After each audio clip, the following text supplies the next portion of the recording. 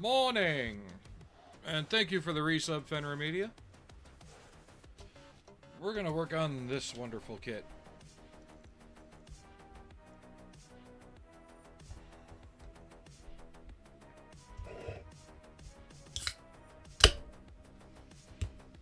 And we're going to start day drinking.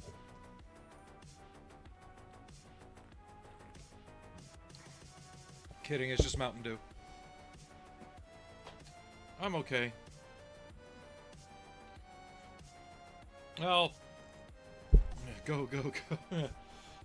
Today started off on a better note than most other days. I didn't wake up feeling like I've been pressed in a vice. So, one change that this kit has started, typically, it's all just stickers like this. I'm gonna have to match this bronze color.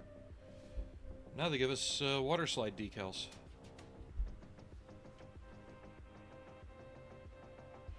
Fenrir, I haven't had a drop since 2002. But Allie, what, your day drinking Aries, or? Yeah, but Allie, as soon as I put the box lid down, went over to it, but she hasn't got into it because the box lid's on edge. Sorry, girl, I don't want to put this down for you like that because I need it still. So it's gonna go up here.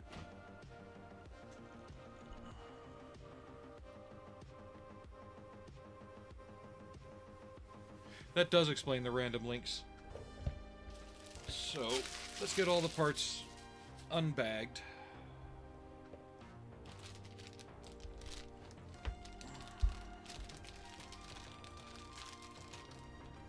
What, around the area? Or, well, like, looking for activities or something?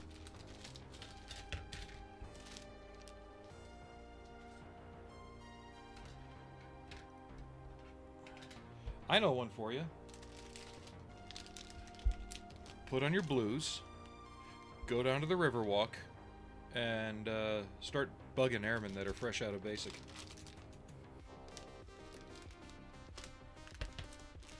I mean, it's something to do, right?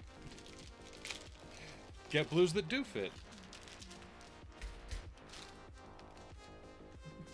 I'm kidding, by the way. Yeah, one neat little detail I noticed. So if you look at the Destroid, it's got these rocket launchers here. She's got smaller versions on her wrist. And you got these vents on the feet. She's also got them on her hips.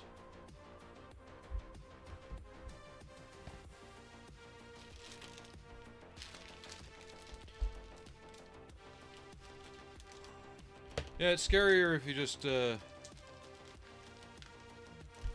ropes course, liquid painting, and mini golf.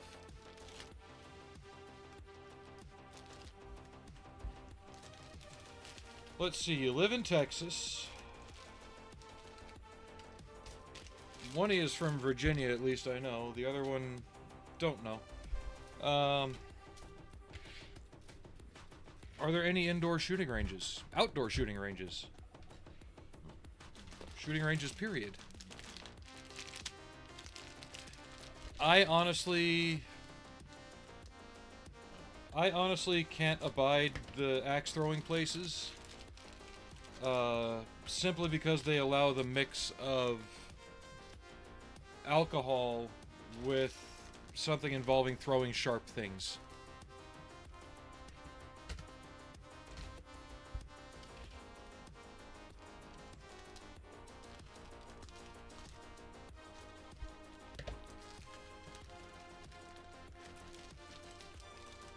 Then why are you looking for things to do? You're both gun owners, and you're both in a very gun-friendly state.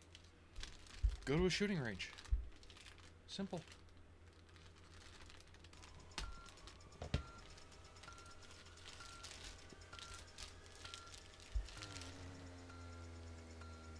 Everything's pricey these days.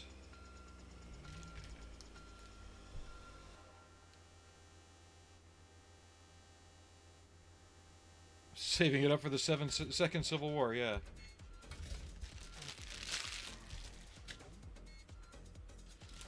And when is that supposed to kick off? Okay, now we're getting into the monster parts. These are all parts for the figure. These are the parts for the Destroid. Now, the only other time this has been available in a kit, as far as I'm aware, was a resin kit released in Wonderfest Japan. And some recast did get out.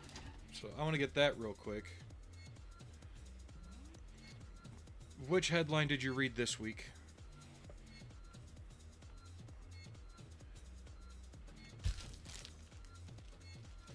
Right now, I classify stuff like that as the same as Kathleen Kennedy leaving Lucasfilm. I'll believe it when I see it. So, but give me a second. And no politics.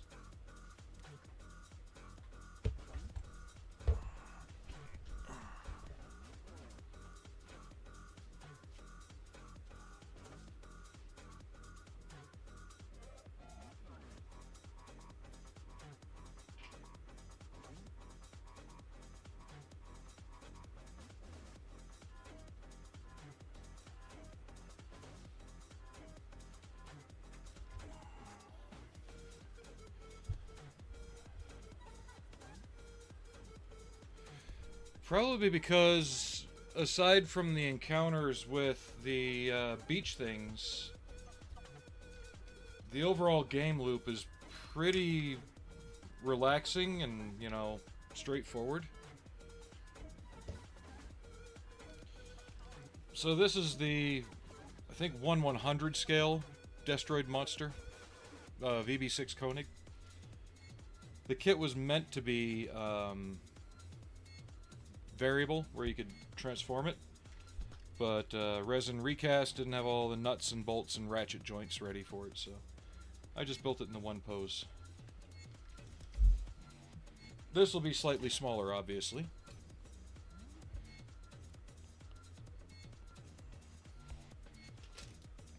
That's just it. When the game's not trying to kill you, it's basically an environmental walk in the rain, you know.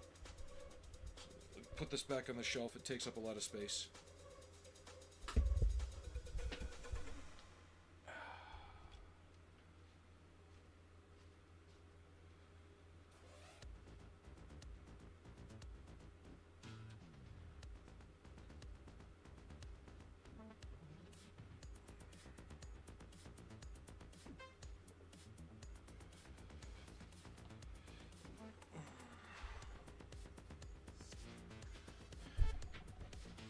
And I think...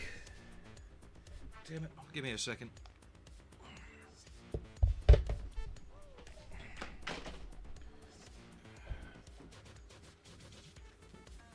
After you complete the main game, there is free play mode where you can just go and do deliveries afterward.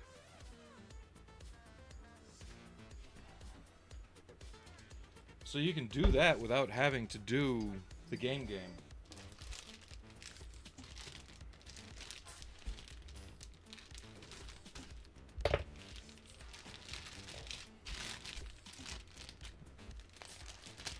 I've still got one of these to complete with a VF25 character in it. But something about that particular kit is just not sitting right with me. I don't know if it's just the way they designed the parts breakdown, or what. Maybe this will get me going back on it, get it finished.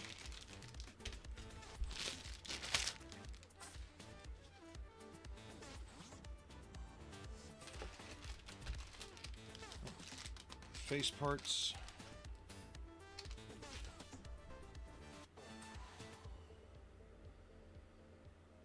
But yeah, if you feel like playing it again, then do it.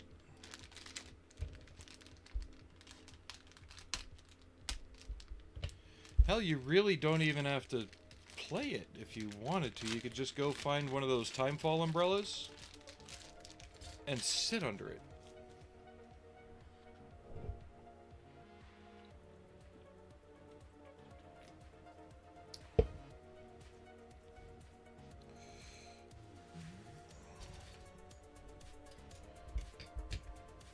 More character parts.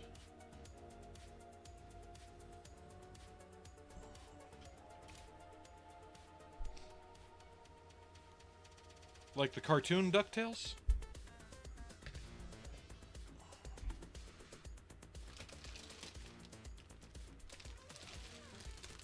Didn't that go for a few seasons?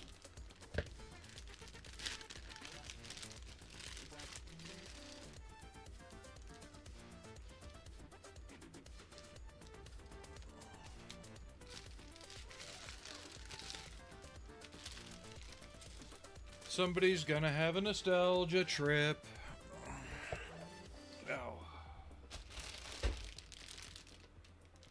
And yesterday I started saving up for the next big part of the Camaro. Threw 150 into savings for 2 new front fenders. They'll be just shy of $400 shipped. So hopefully within the next month I'll have them on the way. You see, that really never went off the air until Kevin Conroy passed. There's always variations on it. At least that's the way I look at it.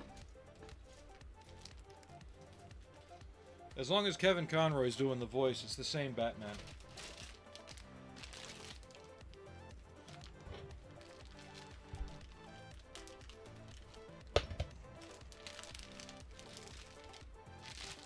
There's going to be a lot of pieces to the Destroid.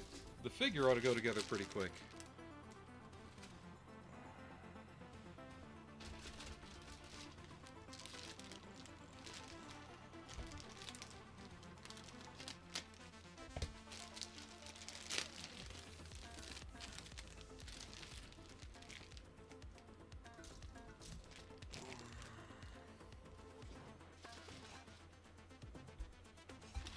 Have you downloaded Thundercats? Silverhawks? Actually, I didn't like Silverhawks much.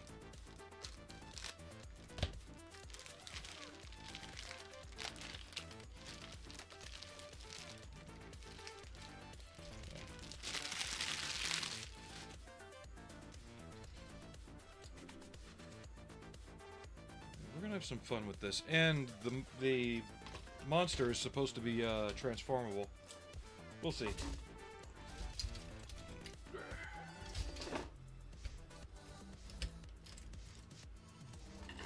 I'm probably just going to put it in Gerwalk mode and leave it there.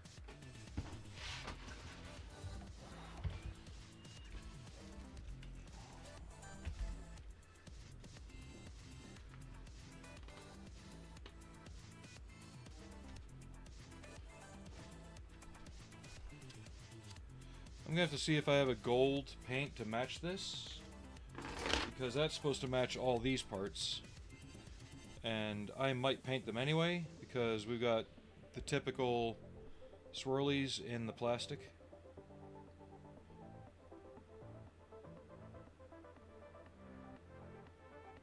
We'll see. If a lot of these are parts that can be left off till last, then yeah, I'll definitely start painting things up.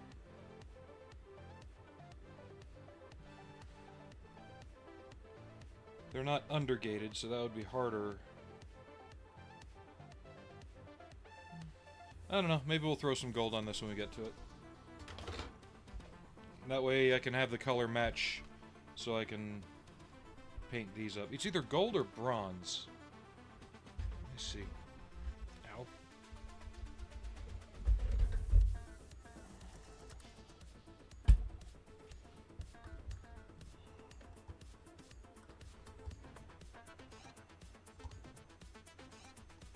Brass.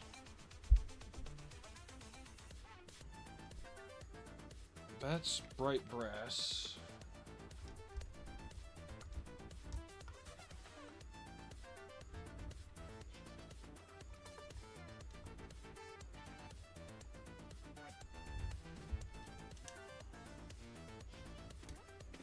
I think I have a gold color that matches that though, so I'll get to that when I get to it.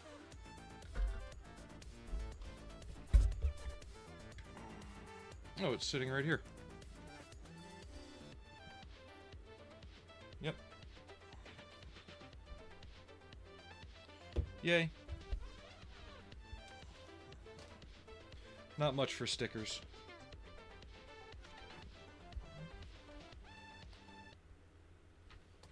More pictures just showing off the kit. Is that over already? Nope. Okay.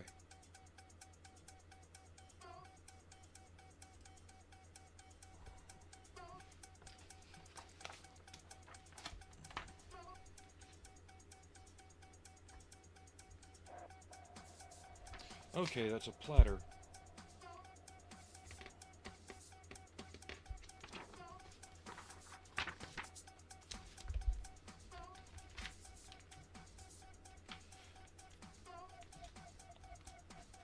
I need to get you watching Macross.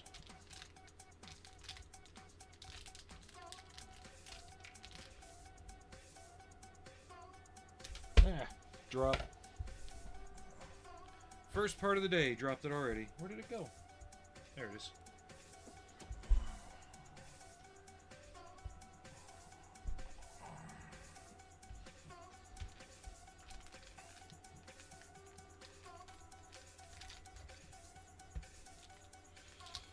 I figured there'd be a lot of drops today. I am feeling very fumble-fingered.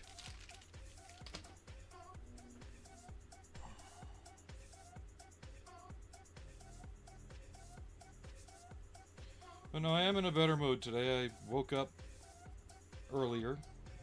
Like I said, didn't wake up feeling like I was being crushed by things, you know, no atmospheric crap coming through. That'll be Sunday.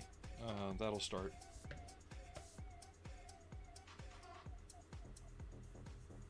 So I need X3, 7, 6, and 4.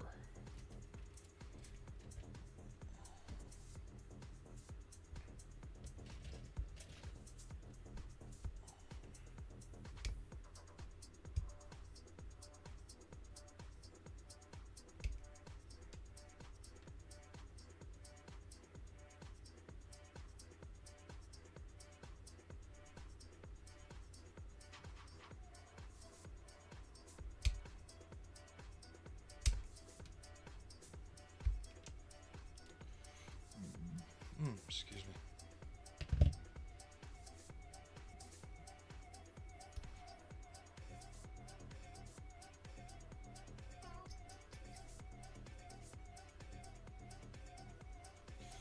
Yeah, at least where you are, the weather's nice enough to go out. I mean, it's nice today.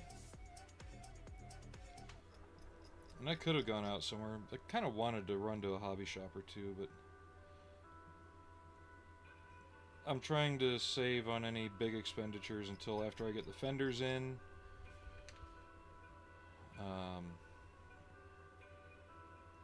That'll take a couple days to do as well, because, I mean, it could be done in a day. I've done it before,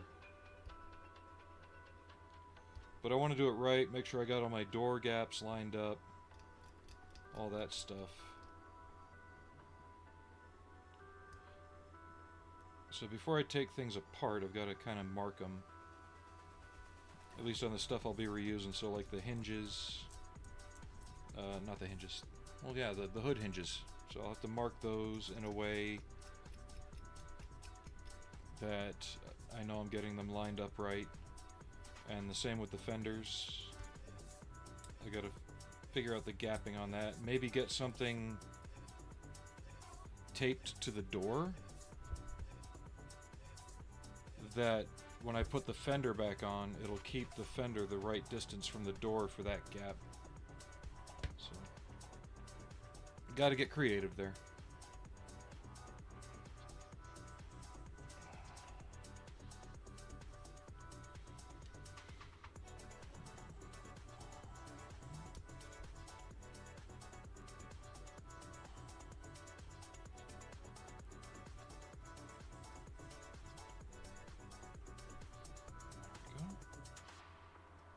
And I've done it before, but the last time I did it was back in 2003.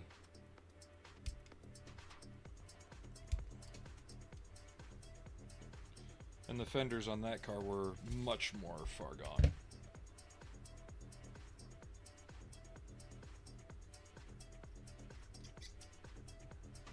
And the weird thing is, the fenders I put on it came from a car the same color as the one I've got now. Foreshadowing.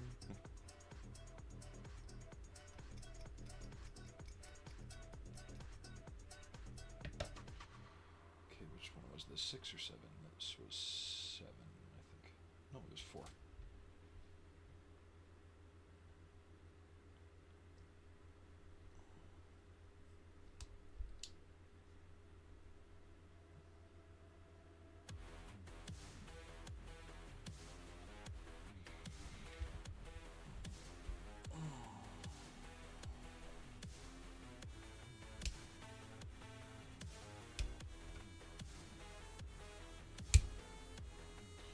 Now, since it doesn't look like there's a lot of hair options on this, unlike some other ones like the Frame Arm series kits, I'm probably going to just glue these in place with some liquid glue once I get it all together.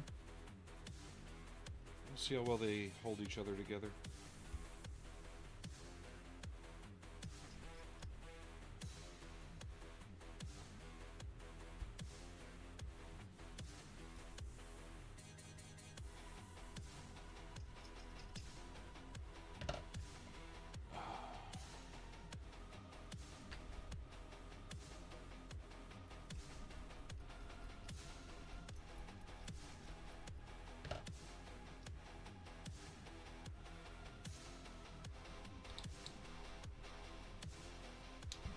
There we go. That actually snugged it up quite well. I like how the layered effect is working there. We might go back with some dark washes and pull out some of the hairlines and stuff like that.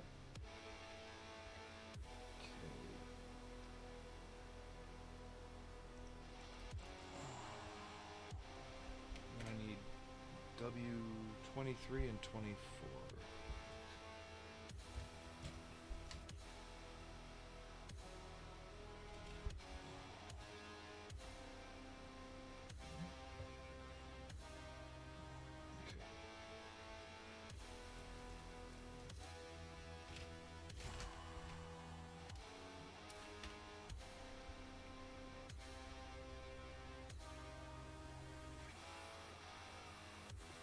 There we go.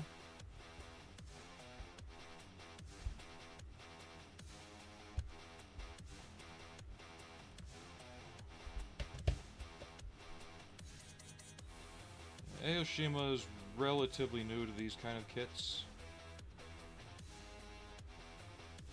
but they at least got a license and worked with that. I just wish they put more characters with the associated fighter.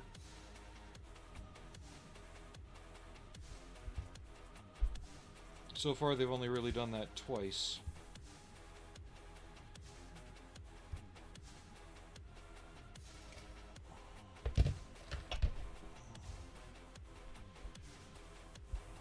Fucking hands.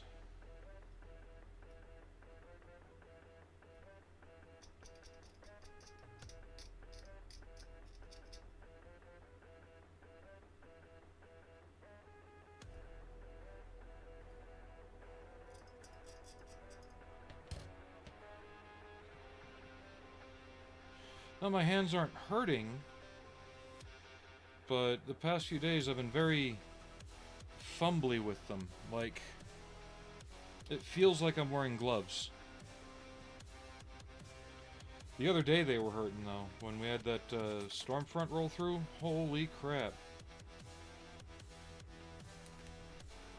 I woke up and it felt like I had broken fingers.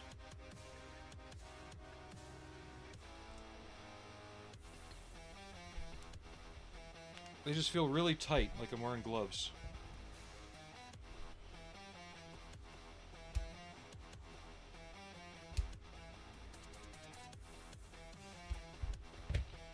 Hey, look at that, one screw down. That's another reason I didn't feel like painting today, though, because the past few days my hands had been hurting.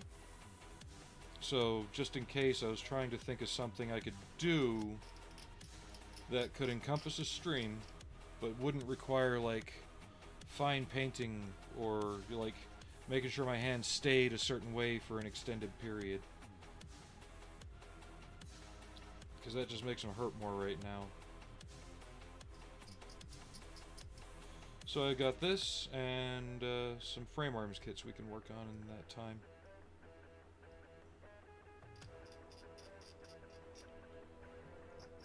Yeah, small parts are fine, it's just I have to slow myself down.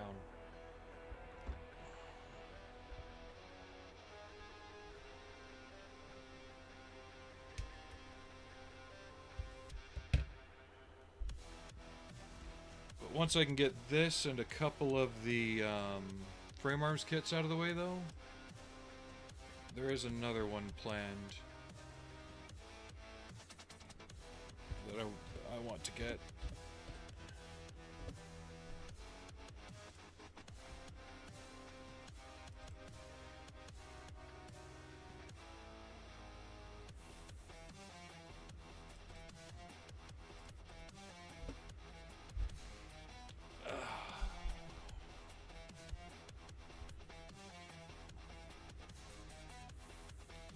Let me guess, every time I put a kit up, you're saving that to your wish list as well.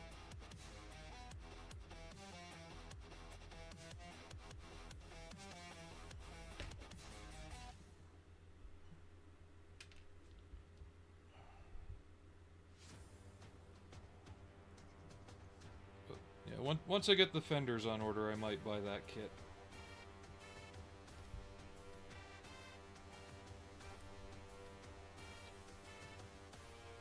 I hope to have the fenders ordered by the end of the month.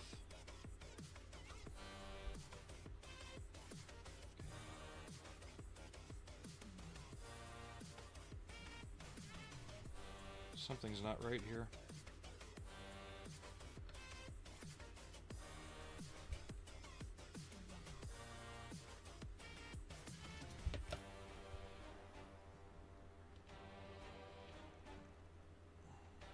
There we go.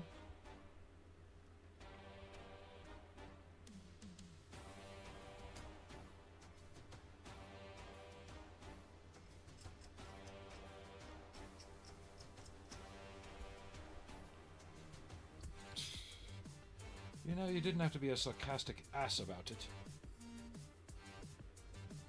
Oh, there's an Arnie down here. Hi, Arnie.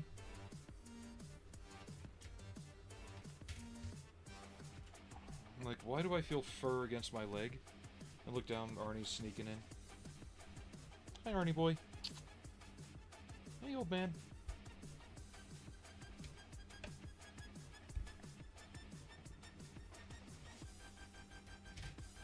You can get it on Amazon.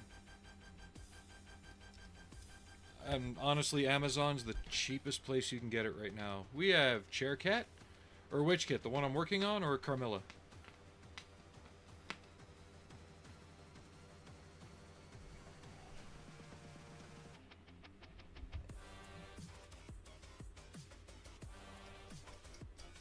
The link one. Both, probably.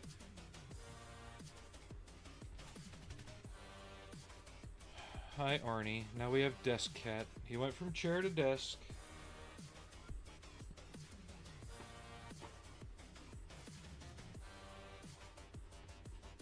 Well, she's built the frame arms kits before, right? I could have sworn she did one in the past. What are we doing, Arnie? We're not chewing, are we? Can you just sit there and be nice? Hi. Hi, old man.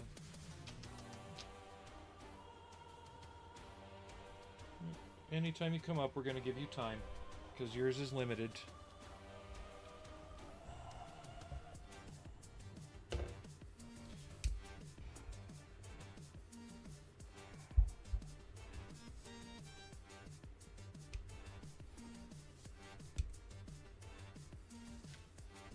Oh, there you go. Isn't Mother's Day coming up soon?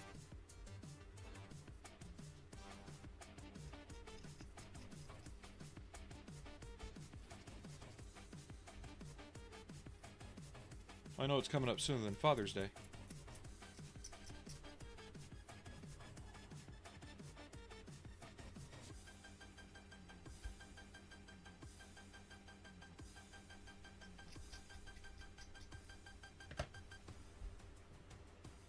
I got this one pretty quick, though. It came from Japan, but I got it in like a week and a half.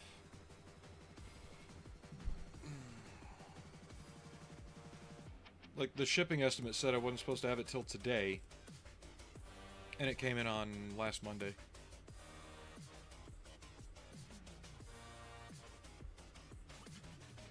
But if you want this one... Ooh, the price went up on it. It's still cheaper than any others that I've seen, but the price went way up on it. Or not way, but it went up.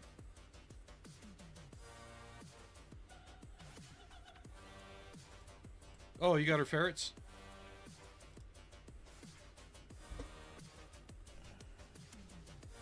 Hey, Loston, how you doing? So yeah, if you want the one I'm currently working on, that's the link there. And that's still cheaper than you'll find it on eBay right now. It's a lot of plastic, though.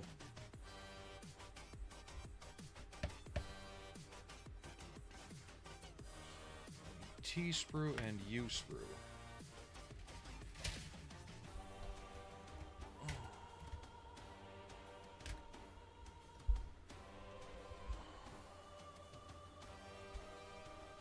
T18.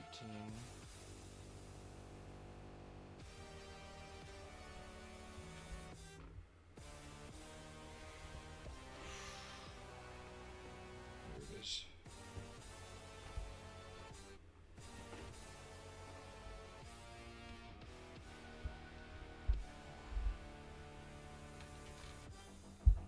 Arnie, you're gonna push that off the desk. Stop that, please. Hey. Stop that, please. Come here. Just right there. Yep.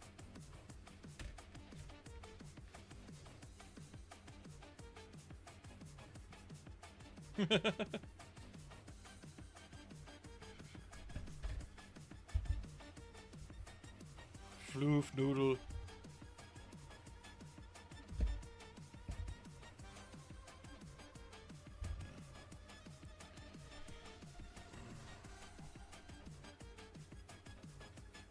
U8 and U9.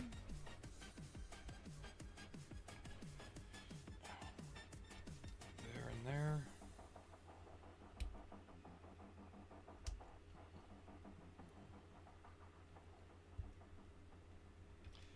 They're basically snakes running on cat.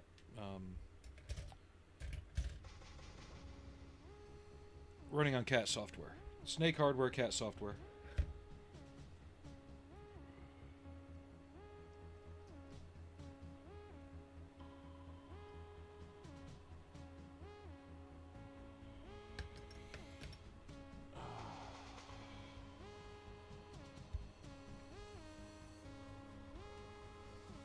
After that almost slip with my X-Acto, I'm trying to be more deliberate in my placement right now because I'm too fumbly.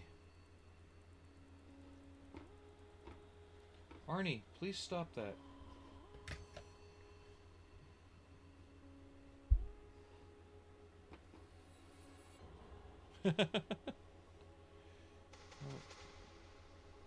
I have a day gecko.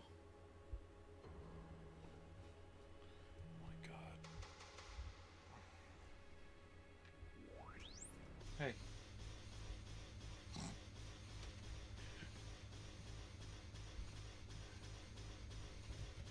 Oh, it did that a while ago.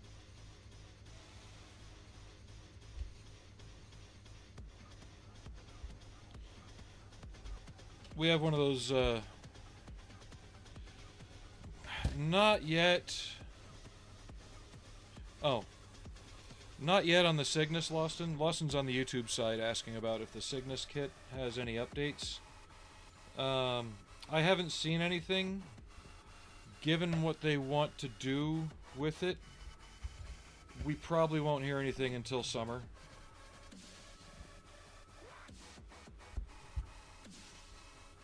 There might be an update at Wonderfest come this spring, so maybe late May, early June.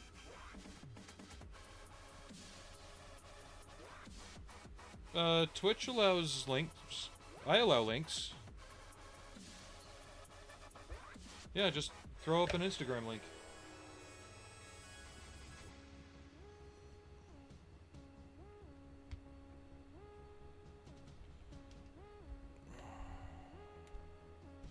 Oh, yeah.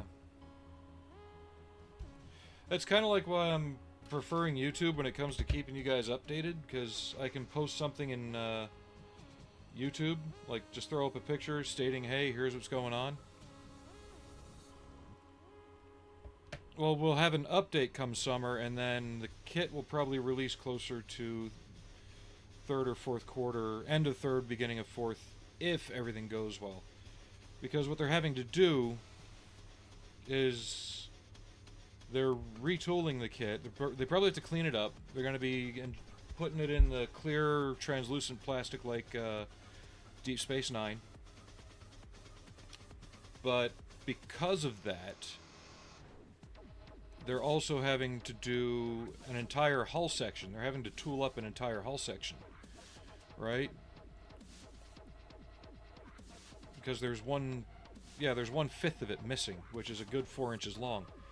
And then with that, we don't know if they're going to add a photo etch kit like they did with the other kits they sell.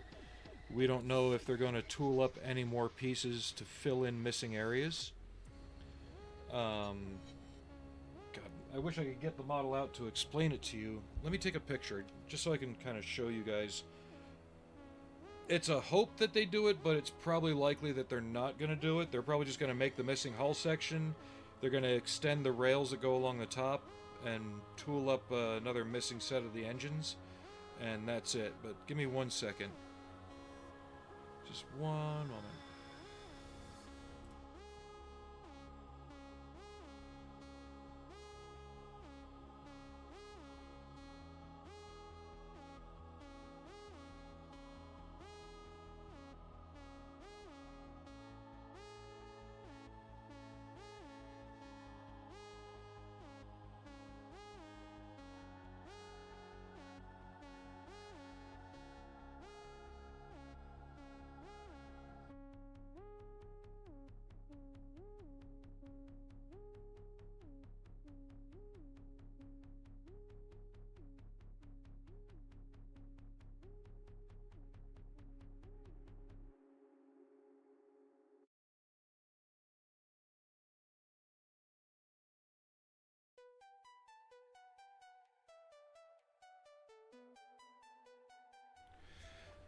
Oh, it's not that the tower is wrong.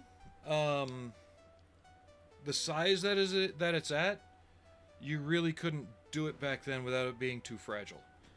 But I took some pictures. I'll go over things on it. So first picture is the back towards the tower, right? So far, this is unmodified. Hold on.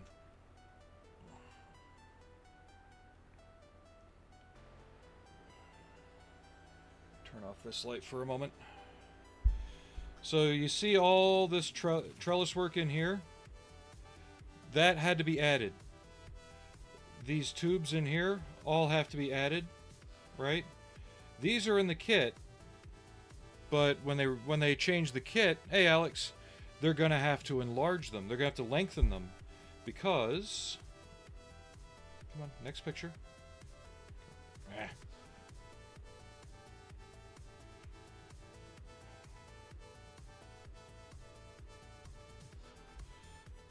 So, same here. I added trellis work under here. So we don't know how much they're going to do. Now in the kit, if you can kind of see it here, there's a recessed area. It almost looks like when they were tooling the kit, they wanted to put these plates in it so you glue them on the outside. Because right here is recessed like that, and along the top and bottom are too. Like they meant to have pieces glued in, but they ran out of time, so they just said, finish it up and throw it out the door, right? Because in the model, this entire section right here is missing.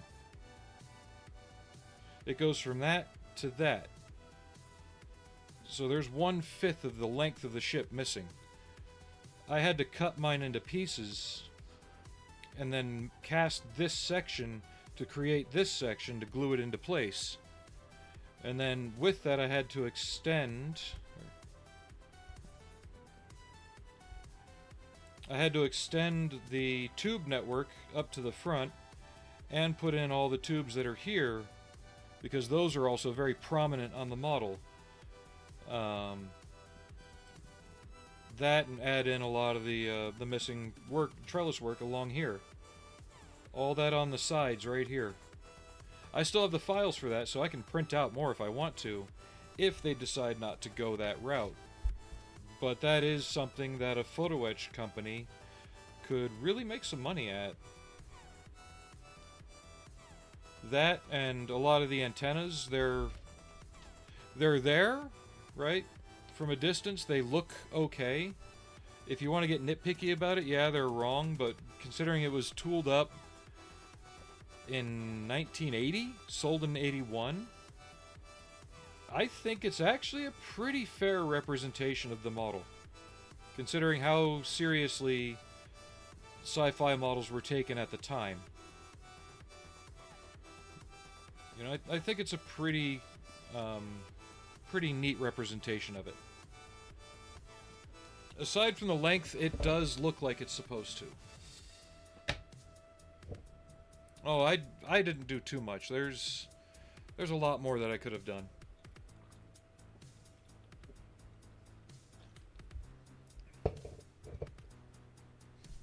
It really would. And they'd be able to size it properly so it fits. I had to fudge it and hope it fit. Arnie, can I have my instructions? Okay, you'll get pets. Arnie wants pets now.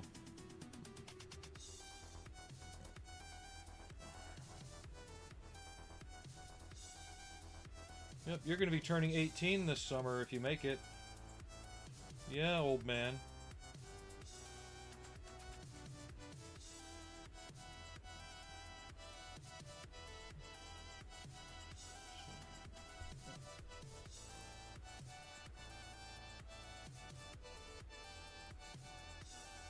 Ooh, you got a nope rope. Yeah, on the YouTube side, Fenrir put a picture of his boa up. Okay, Arnie, you're gonna have to get down. I don't mind having you up here, but you're rubbing the box off the counter.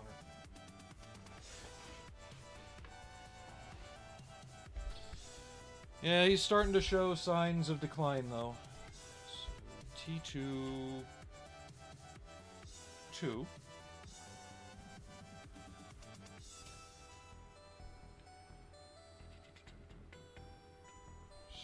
Clean things up here a minute.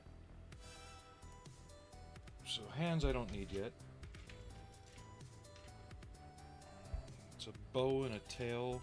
There's another bow and a tail if I wanted a brown one. Which one are we going with? Can't tell. Well, most nope ropes are sweet.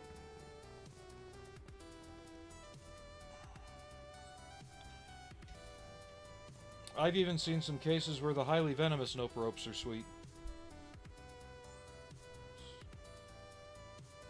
So W14.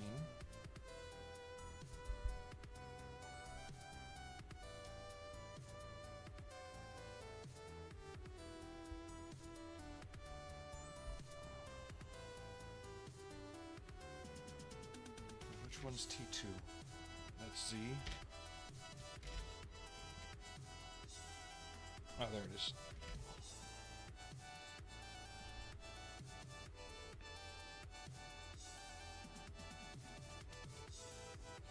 Well, yeah, if you've had her since she was hatched, or pretty close to it, then you'll have no problems with her. The people that usually have problems with those are the ones that, you know, they buy them for the cool factor, and then that's it.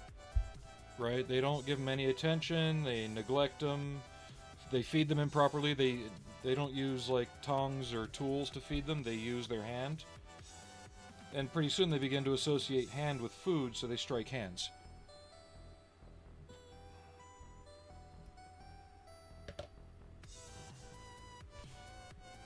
Yeah, so you'll probably be just fine with her.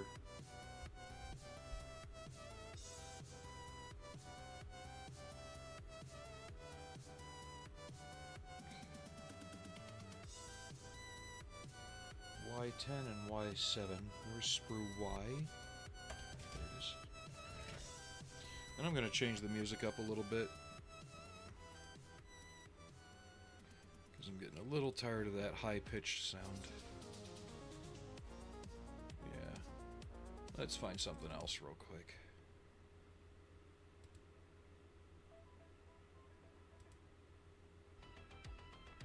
Yeah, we'll give this a shot until it gets... until it sounds like a synthesizer being put in the water.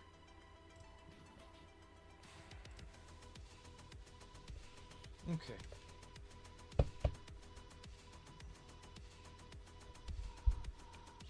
Y10.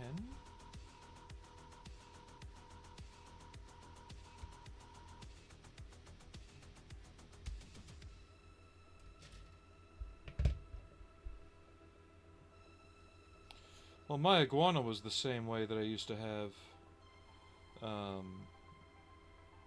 He loved being handled. And then I went into basic, and since I wasn't there to handle him all the time, my parents didn't really want to, but they didn't want to get rid of him.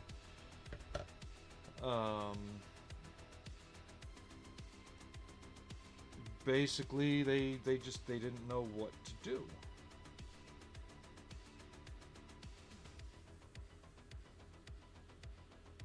I'm trying to figure this out. I don't like it when they use CG representations of the parts. Y10.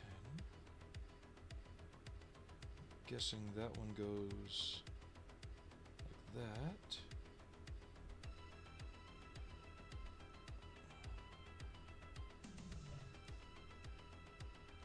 There we go.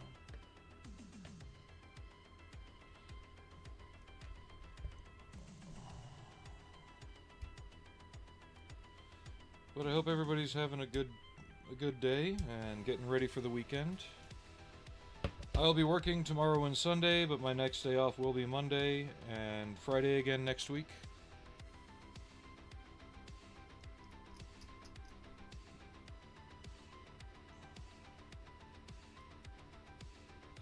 So this model might take up a few streams until I feel more confident in my ability to maintain brush control with my hands.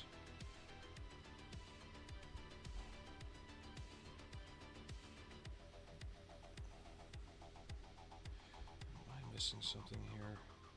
Nope, okay.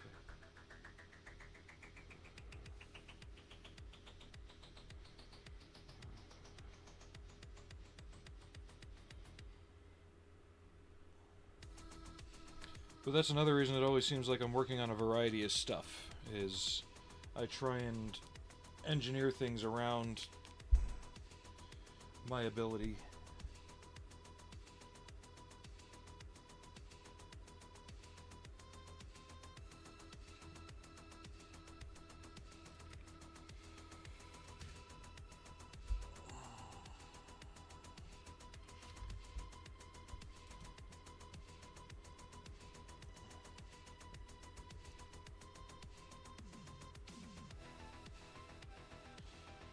Yeah, always remember to take time for yourselves, guys.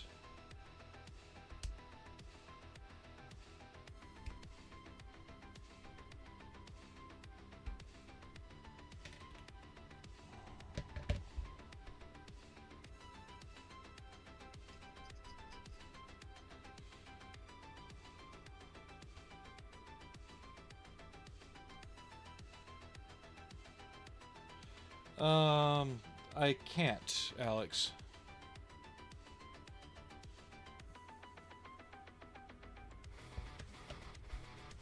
Because YouTube.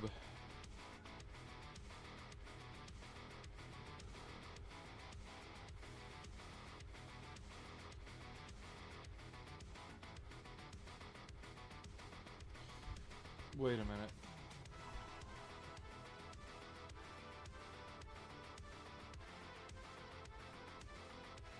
Did I not have this?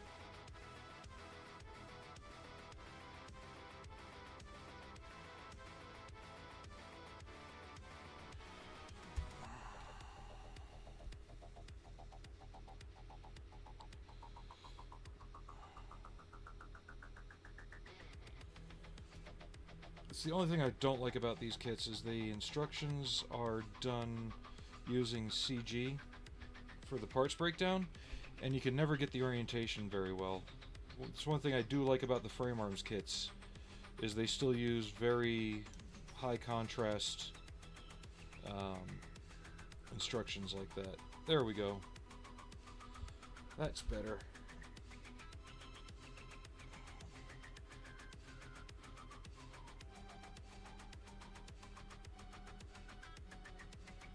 Now I just have to figure out how they're wanting this to all go. There. Alright. Now we're getting there. Yeah, that's why I'm just doing this generic sounding crap music here.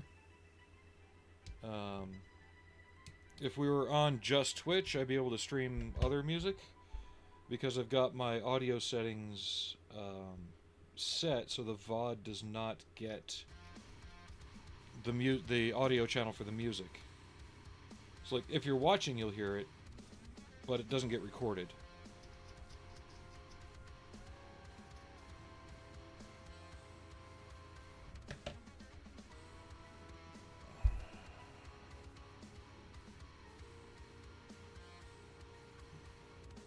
Well, for me, Lawson, it's more like all week, this hand especially, right through here it felt like somebody had hit it with a hammer, yet nothing had happened. Then the knuckles as well. And now today it feels like I'm wearing leather gloves while I'm trying to do this. And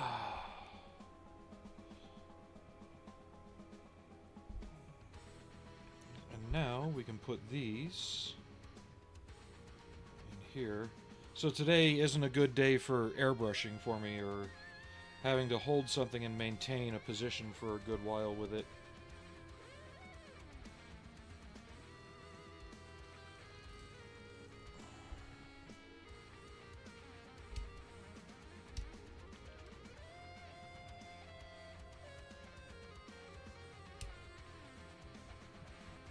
And another screw down. Even this is getting oddly repetitive.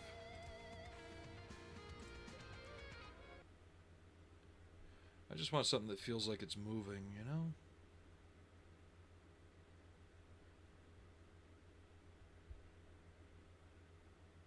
But that's the problem with royalty-free, is it's generic to an almost annoying extent.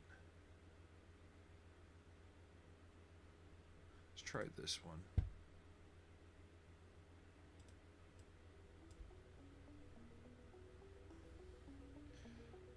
Like, you get these ones that say they're like rock, right, or metal, right? And the problem is, it's not like a mix of it. It's just that constant 90s Metallica double pump, you know, on the drums, that and it just, you can only listen to that for so long before you're like, okay, enough, I get it.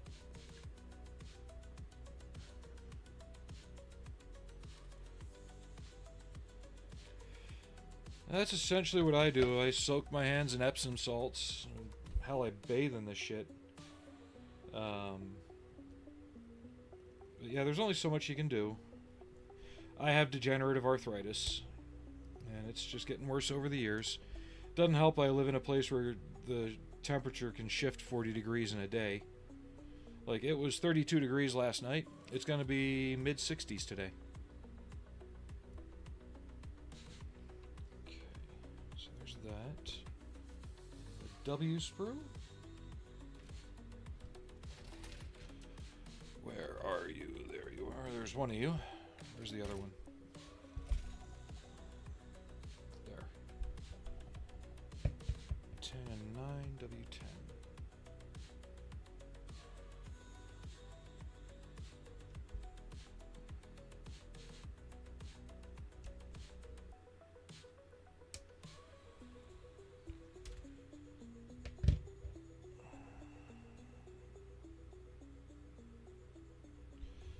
On days when it's not too terrible,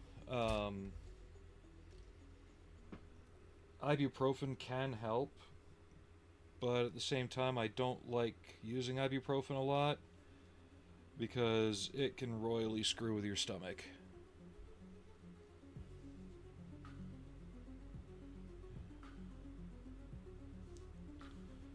Like right now, I'd love to be listening to the new, well, new to me, Stabbing Westward that came out 3 years ago.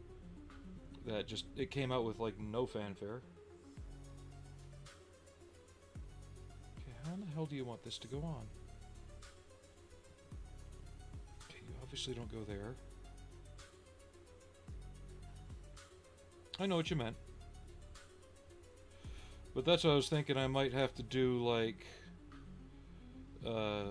Twitch only days for some streams, just because sometimes I just want to listen to some good hard rock music that I like, you know. Like right now, this sounds like something out of Metroid.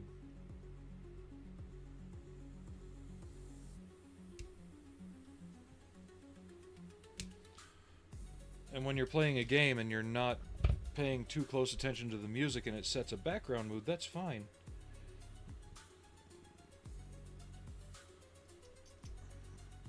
But when you're doing something like this and you can pay more attention to the music, it kind of gets annoying really quick when it's too repetitive.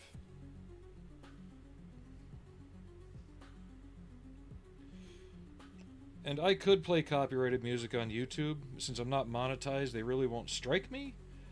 But I'll have to mute entire sections of the video, which is also counterproductive.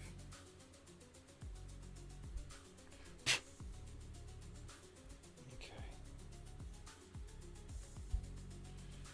These go with Y3. This.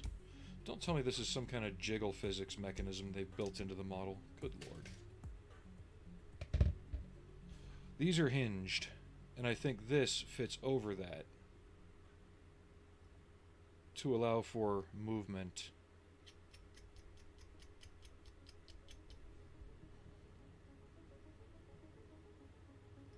Now, there was one model I couldn't build on stream because, you know, when you're looking it up, YouTube reviews can't mention it or show it, but essentially it was anatomically correct. And I'm like, fucking Christ. Yep, jiggle physics. Gravity simulator. Anyway.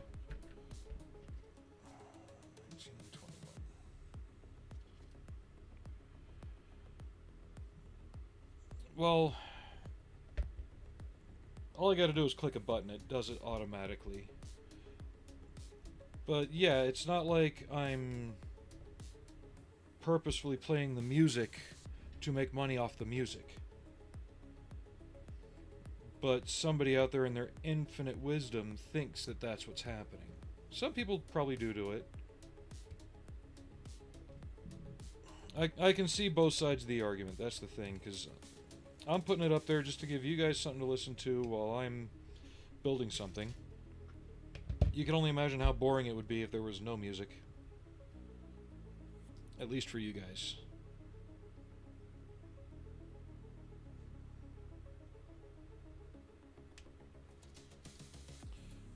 But that's really the problem as well, because for all of us out there that do that, there's always that one person that bends the rules to rebroadcast somebody's stuff for their own amusement. You can actually go on YouTube and find past VODs from my Twitch channel on YouTube that I didn't post because somebody downloaded them and put them up for their own amusement. I've tried to get them taken down, but nobody's listened.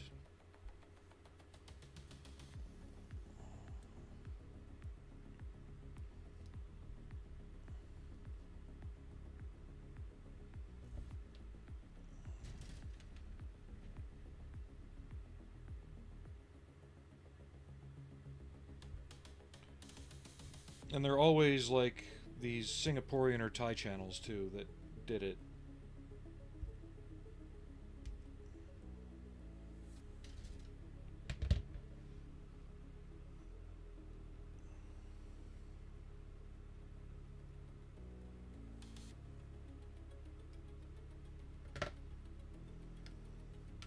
But again, that takes away from me, which is also why I've started putting stuff on YouTube like this, so if it does happen...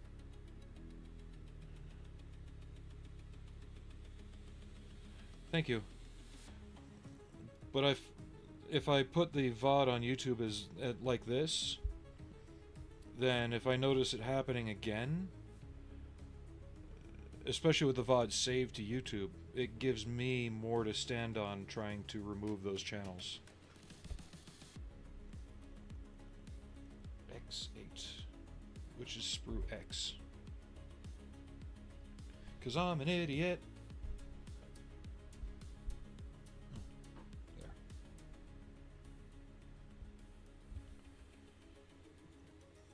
No, I was just talking about how in the past people had pirated my VODs from Twitch and uploaded them on YouTube. That seems to have stopped now that I'm restreaming on YouTube at the same time. I haven't noticed anything more recent come up.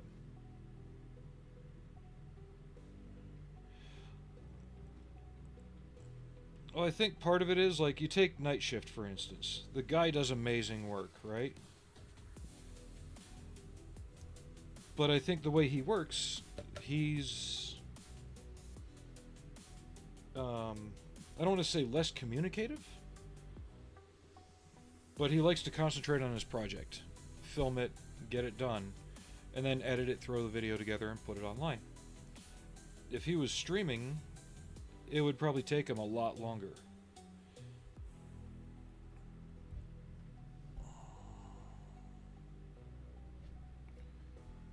Why 9?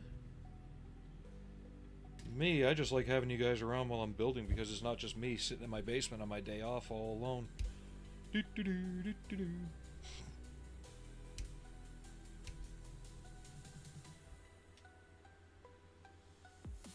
T12 U5.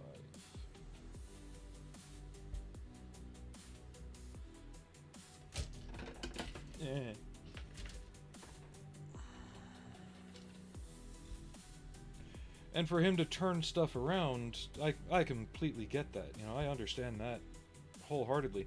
There's times where I've sacrificed doing a stream on something because I just want to make some progress, you know?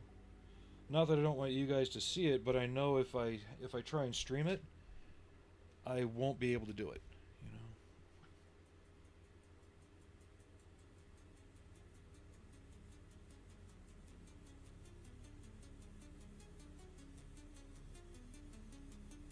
Okay, where did that come from, Alex?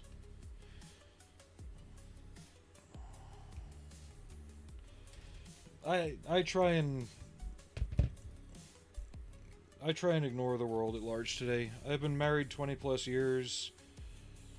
You know, I've got my own little bubble to live in, so if there's things going on, unless it starts to directly impact my life, I try my best to ignoring it, you know?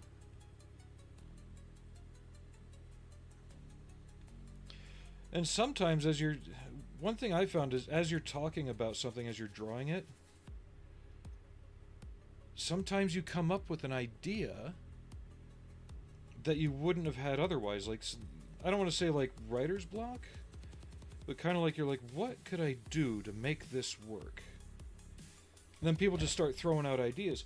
Even if you don't use the ideas they put out there, it kind of gets your head thinking in a different direction. That, okay, that has to be proud of the front. Like, their idea might have the spark of a different idea in it, right? I don't know if I'm making sense with what I'm saying. Okay, how is this supposed to go?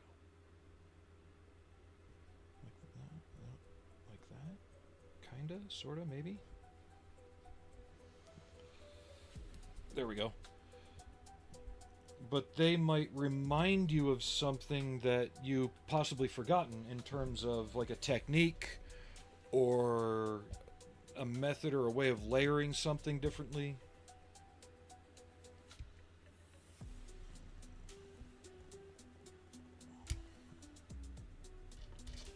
Like there's one model I'm stalled on, that cicada, that six-wheeled thing. But I think I found a way to move forward on it. Yeah, it's... And that's kind of like what my wife wants me to do if I'm able to open up that hobby shop. And I've talked about it before on the channel, so if anyone steals my idea, I'm gonna kill you. No. Because what's the one thing that model building has always been associated with?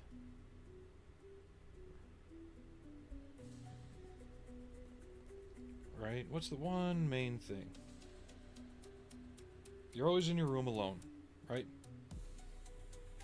Now, my idea kind of came from the wargaming stores, so I kind of did steal it already. But what if there was a hobby shop that instead of having the, you know, the Indiana Jones warehouse aisles of kits all stacked up, it had more of a open floor plan with like 8 or 9 tables in the middle of the room, and then all your kits are along the outside by category. So you got cars, planes, tanks, you know, ships and stuff like that, sci-fi, all gradiated around the store, and then you had your supplies, right? And then in the middle of the room, there's tables, so if you want to, say you got a younger brother who always destroys your shit. Build the model there, you know? Maybe have some lockers where you could store it so you didn't have to take it home until it was finished, or you could display it in the store when it's done so it doesn't get destroyed. But overall, just someplace safer for it, but also as a social thing. So if you wanted to work on a model but you felt like getting out of the house, you could go there and work on it. So instead of being this 80-year-old guy sitting in his garage thinking, okay, worst case scenario, you know, the kind of thing where the guy's wife's passed away, he's living alone, always in his house, it would be like a constant access model club, or like this. You know, that's my idea anyway. Whether or not it's got merit, I don't know. I won't know until I'm able to do it, but I won't be able to start it for a few years because we got to move out of here first.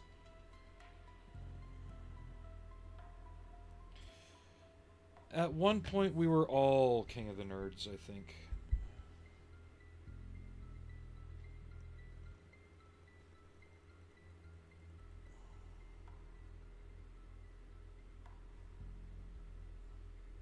In our own way, we were King of the Nerds in one way or another.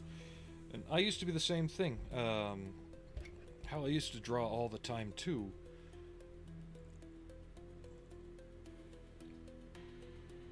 And it wasn't anything, like, noteworthy. Other people saw my work and were astounded by it. I didn't make anything big of it because, like, I'd take, like, all the dragon box art that Ron Volstad used to do. I'd find a character on the box art that I thought was interesting, but, you know, on the box art it's only that big. I would try and redraw it bigger in black and white using pencils, and I thought I did some good work. I don't have any of them left. They've all been lost to time now. But everybody else thought they were good.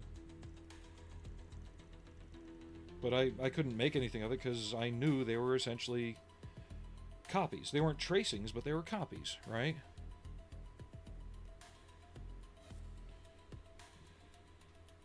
See, you got lucky.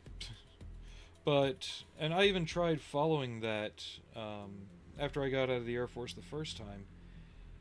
And I just realized that the environment for what I wanted to do was changing too quickly, right? Okay, why are you not wanting to slide in as easily as you should? So everything I was learning at the Art Institute was basically going to become moot and useless when I graduated. And that's when I went back in because 9/11 happened, and I'm like, you know what, screw this. I need to get my life back on track. But now things are changing again in a way. Yeah, there's a girl I dated way back when. From what I know, last time I talked to her, this is, God, almost 30 years ago now. She still has it.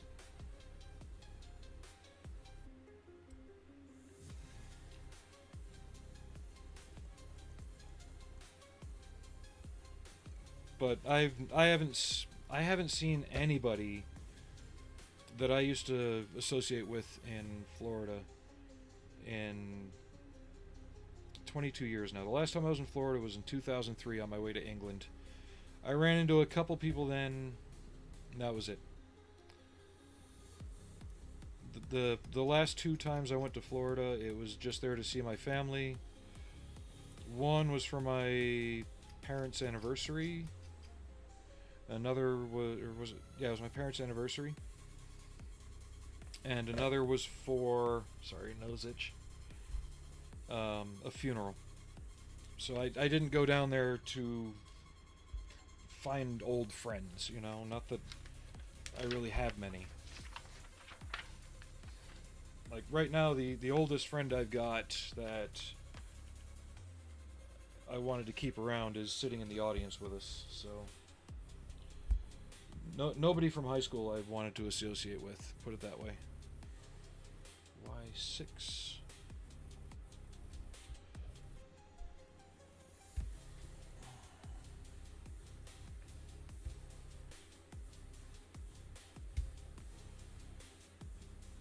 So I'm one of those people that basically clean slated after high school, essentially.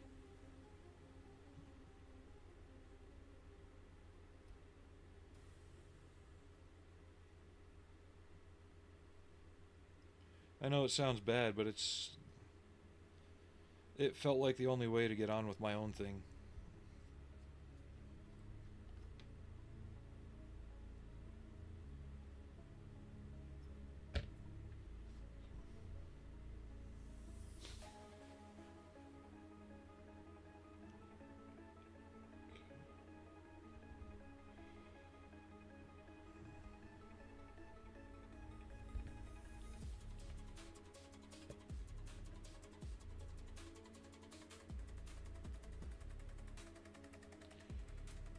The thing is, we joke on that, like the older AD&D stuff and the original FASA stuff from way back in the day, you know? We joke about it, but at the same time, like if I were to start drawing again, right? Which I've kind of had the impetus to. My wife even got me some various pencil sets, various hardness, you know, the 2B, the HB, all that stuff. She got me an artist set and some paper, probably trying to hint at me that I should. But artwork like that early FASA stuff and the AD&D stuff, and even like the mid to late 80s, like the Star Wars role-playing game artwork, that kind of like what you do in your line work at some points. I noticed it's very reminiscent of that, and this is in a good way. But that's what influenced me when I was drawing. So I think if people my age got back into it, because what I'm tired of seeing right now is all this pseudo anime shit. Granted, if something's anime, I like it, right? If it's a character developed by a Japanese company specifically for that purpose, great. What I don't like seeing is, let's do Superman, but we'll draw him in our own little Americanized anime way. No, that doesn't work. You know, call me, you know, closed-minded for that, but I don't like that. Between that and what they call the Cal Art style, right? It just doesn't feel inspirational. It feels very run-of-the-mill. Like they're marketing to a certain demographic with it that I'm not part of. You know? Okay, let me pause this for a second. I gotta blow my nose.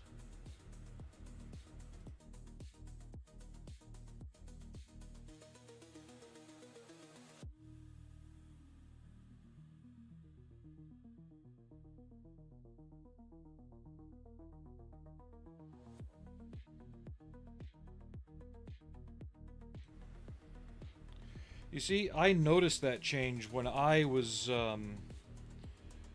growing up in the late 80s and early 90s. So you're looking at somebody who your artwork has influenced. Um, and not to the point of plagiarism, but it would be difficult to not see that influence in it, right? And I've had a story idea I've wanted to work on, but just, yeah, over the years, just I never. It's not even comics. It's animation in general. Like, people make a big stink over adults liking anime. We don't like it for the artwork so much as the stories themselves don't treat us like children.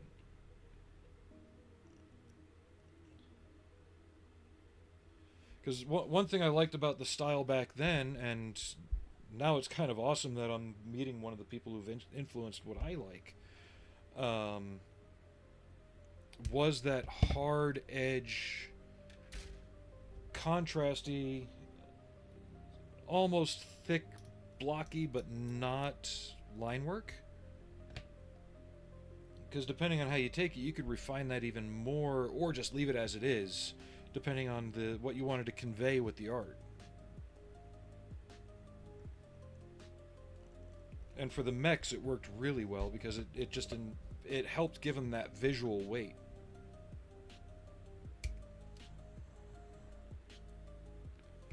But like between that and say the hyper textured, detailed work that people like Dave Dorman did,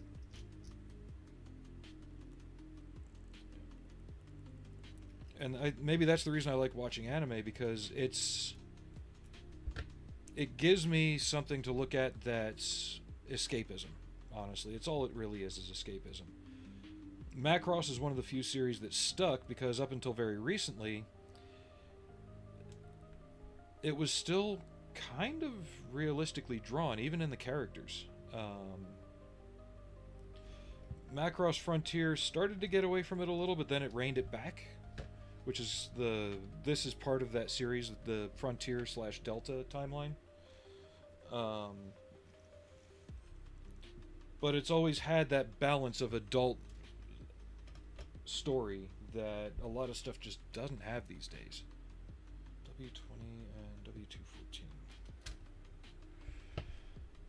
But I want to make something that's not that.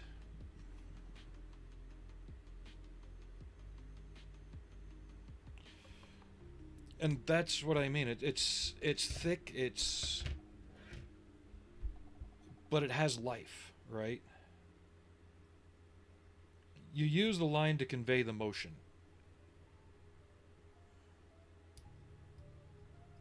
Which in turn gives it the energy. And a lot of people don't get that these days.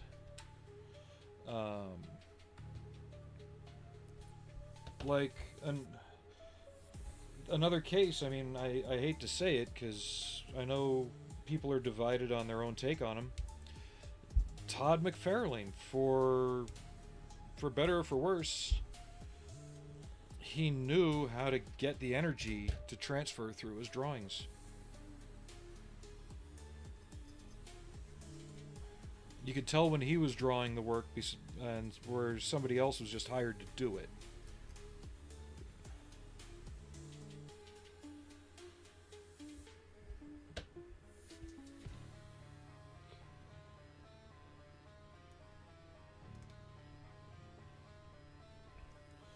But what I wanted to do, and the way I'm thinking about it's probably an unnecessarily time-consuming way. Exactly. But what I want to do is I want to draw on paper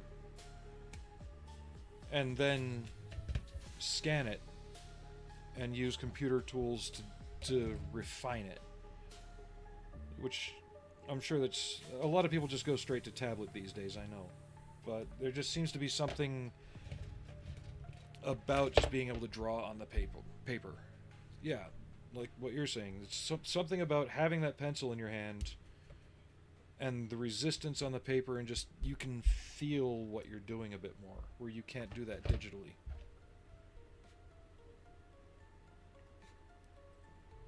And maybe that's why a lot of the newer stuff just doesn't have that same feeling, because there's not too many people who do that anymore. They all just go straight to the digital tablet and go.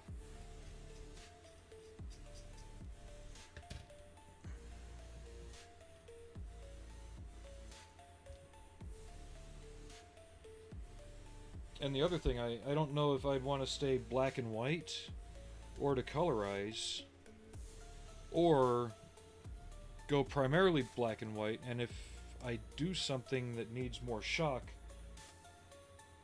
kind of like use color strictly in that for that specific thing to emphasize it. And these are all things going through my head thinking about this. But it's, yeah. I won't know until I start doing it, and I won't start doing it until I get off my ass. And that might happen sooner than later. W21.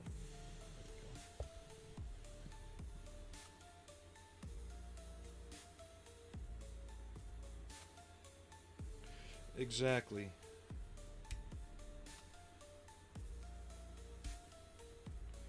That's why I was thinking, do everything on paper, scan it, and then kind of use the tools there to refine it, clean it up, that kind of thing. And then after that, add the color.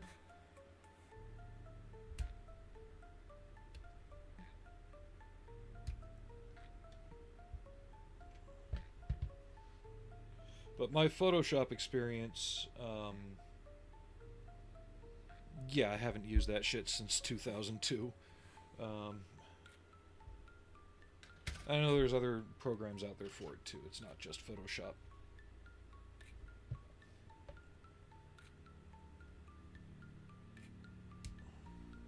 But for me, it almost feels like I'd do better if I just stuck to actual physical media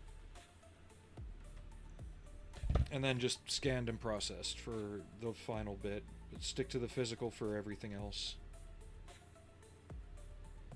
It just feels like I work better that way if I were to do it.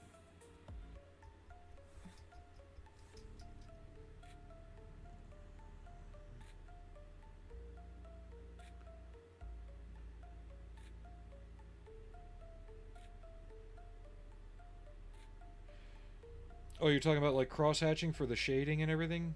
Yeah, the way I look at it, right? Well, everyone's trying to be the next manga artist, but unfortunately that's neither here nor there. But everyone wants to copy that manga style like Akira has. Right?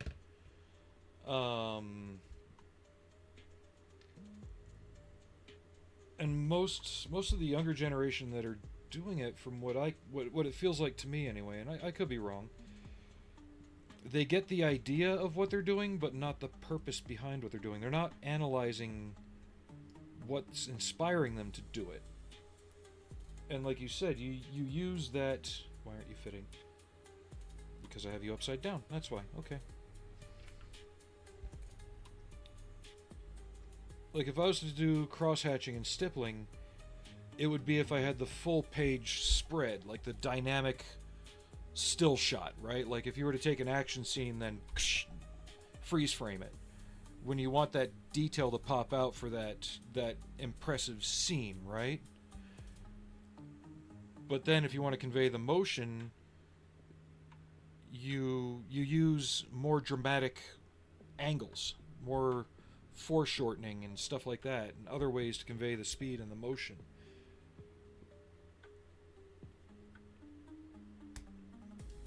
Like I said, I have the knowledge, I just need to start using it. That's my worst thing, is I procrastinate on a ton of shit, and I need to stop that.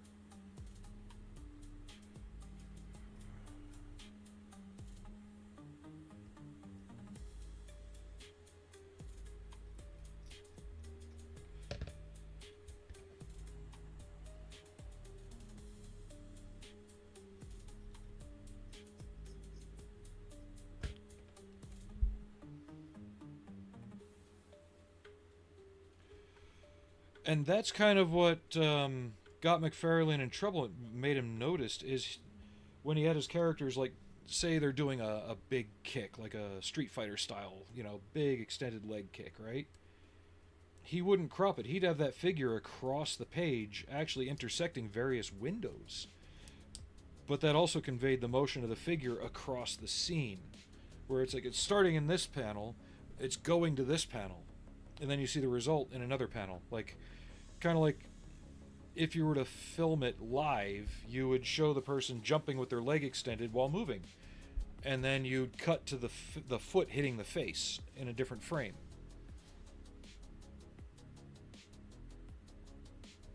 But I could just be talking out of my ass. That's kind of what goes through my head when I see that shit. You know?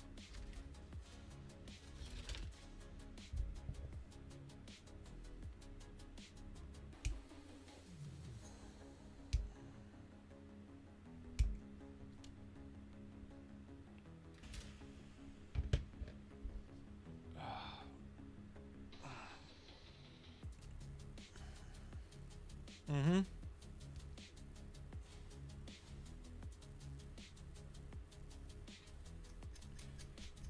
And I think even Kirby was kind of looked at,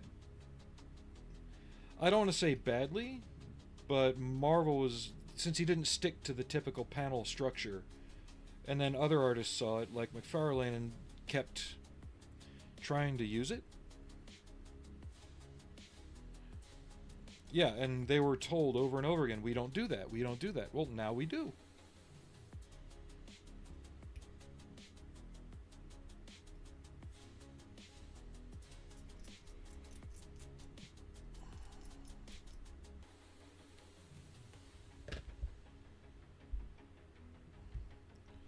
I don't know, maybe I should do a sample.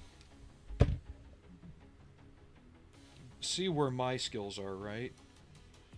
Because I've had an idea in my head, and maybe throw something out there, kind of like something from the middle of the overall idea, because it's got kind of a beginning, a middle, and end, right? But it's nothing concrete.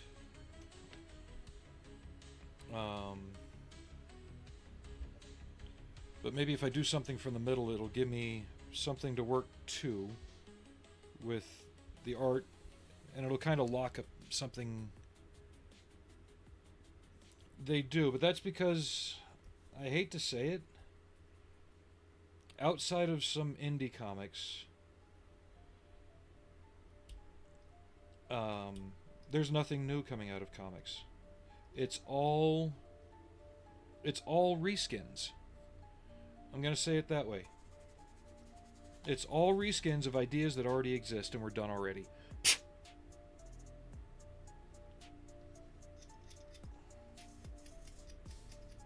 There's nothing new out there. And what I want to do isn't so much a comic, but more of a graphic novel story kind of thing. But that's aiming high, you know? At best, I could say webcomic. But even then, with the internet being what it is, I'd have to still have regular progress. You know, that's something I'm not currently able to do that well.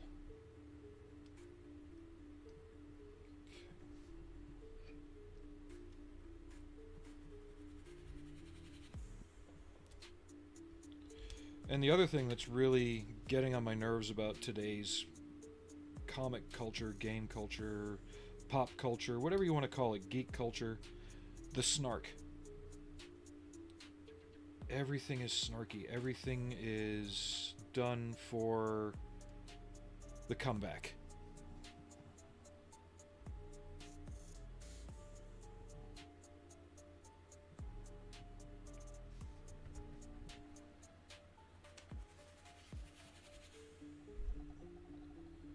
And on top of that, it's the, how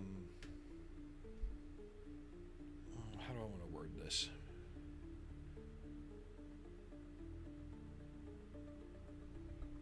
When's the last time You recall seeing a morally polarized good versus evil story. And what I mean by that is, here's your good guy, here's your bad guy, that's it. You're not supposed to like the bad guy. You can find the bad guy cool and how evil they are, but you're not supposed to like them.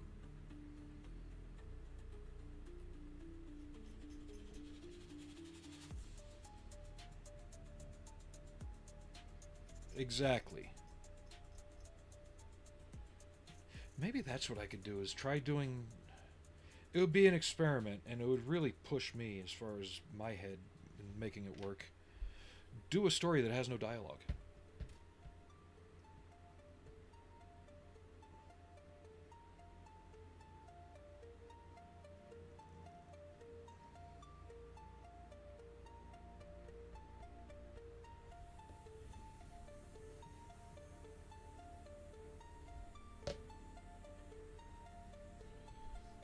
That would be a real...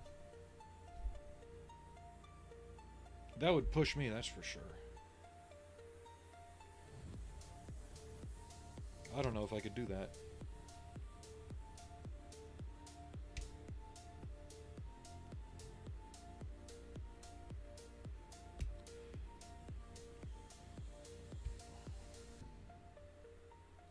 Well, it's not even all being quips and one-liners.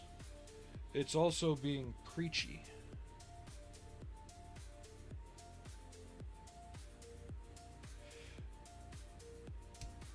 Well, if you read between the lines, you can see why certain companies are doing that, by what else they're pushing. But we're not going to get into that because that starts to turn political. But needless to say, yeah, they're trying to get us to morally question whether the bad people are bad and the good people are good. And I'm sick of it. That's...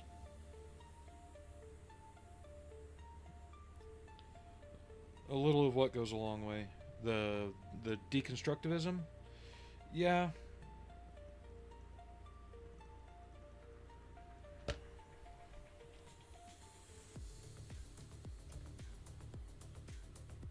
Exactly.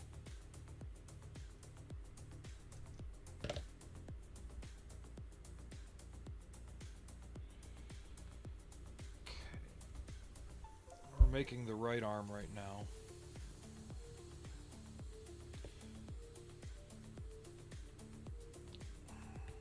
But the other thing holding me back is, you know, I'm a year and a half away from the big 5-0 myself.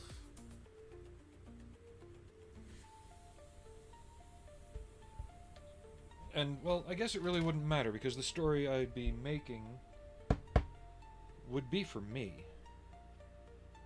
Right?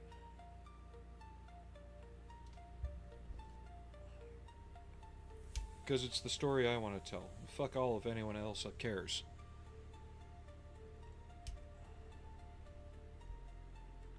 And that's where the real problems arise these days is...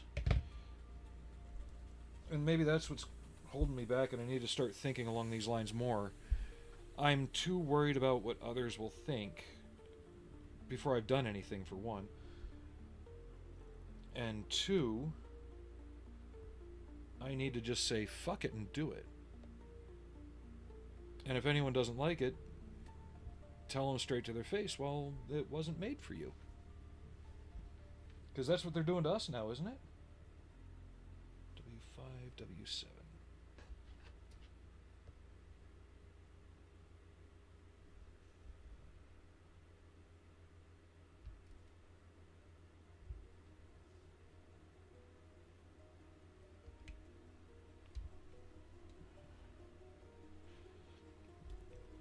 Well, it's not even a studio or corporation. I'm not worried about that. I'm not even thinking at that level yet.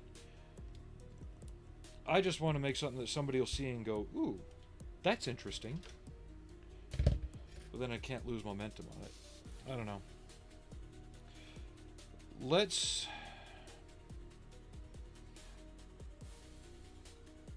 Maybe I should make a goal to start it, right?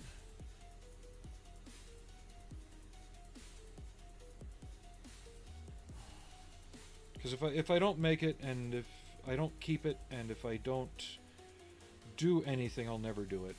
And I won't know.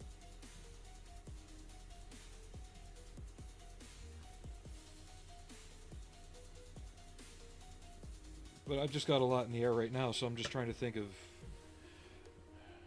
how to go about... Because I need to get things organized in order to do it. And I'll even do it on stream. You know, I'll start just working on it. I'll be nervous as fuck because there's so many critics out there these days.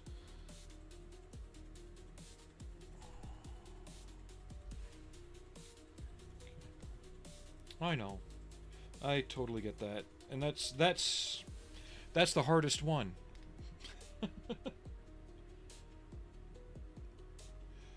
But no, I totally get what you're saying, and I just need to kick myself in the ass to do it.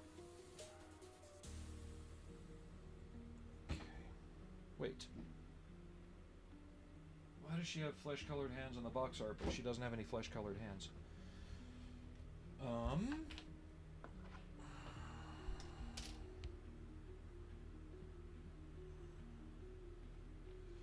Mine's not so much of a Kickstarter.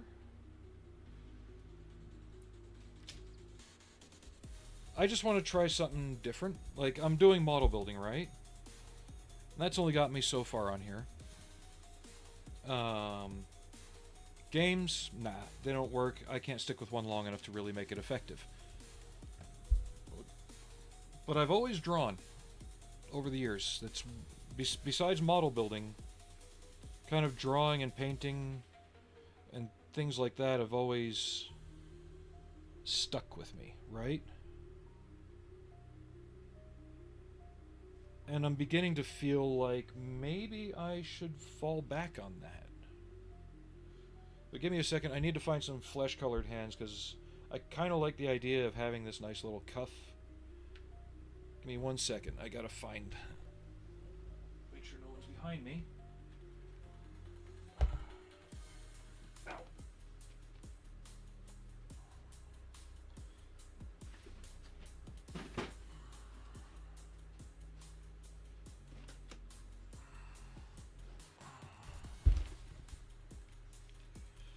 And that's the other thing lately, is I'm just afraid of changing things. Because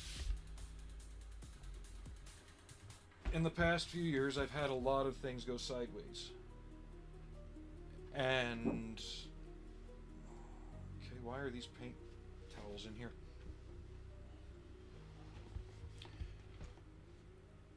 And part of me just doesn't want to upset the status quo, you know? There we are. Ah. Flesh hands. And more flesh hands. Excellent. Because I've already got the hands on this figure, so I can use her spares. And this is another character from the same series. But she's one of the actual Frontier characters.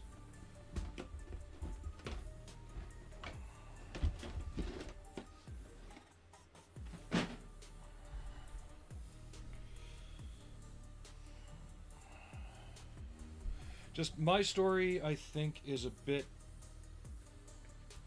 I don't want to say out there.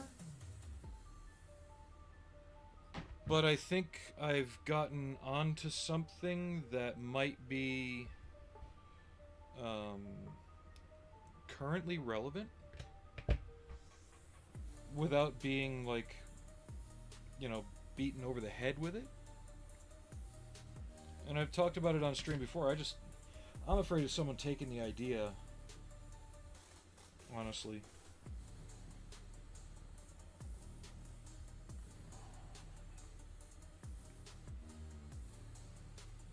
Okay, this skin color doesn't match up quite as well.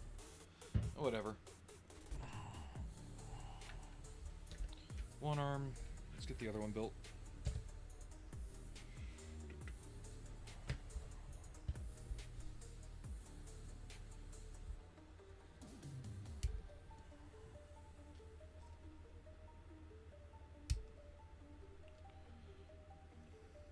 But my idea is also kind of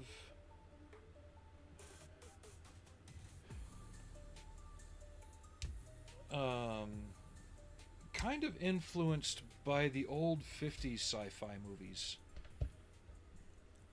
but not in the radiation makes everything sense. It, at least in my own mind, it feels more grounded.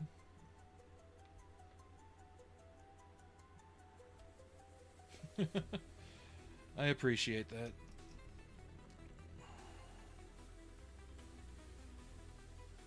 Maybe I can run something by you later on Instagram.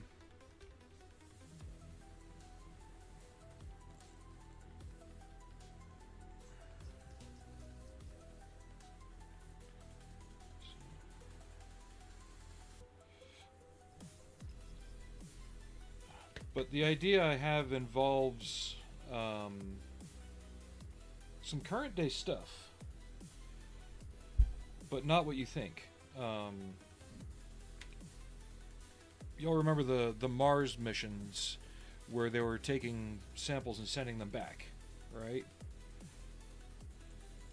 And they always said, oh, they're going to a military installation in Utah. There's only one major military installation in Utah that could handle that kind of equipment. I live right outside it. And my story, it's basically take the idea of an outbreak, but it's not biological.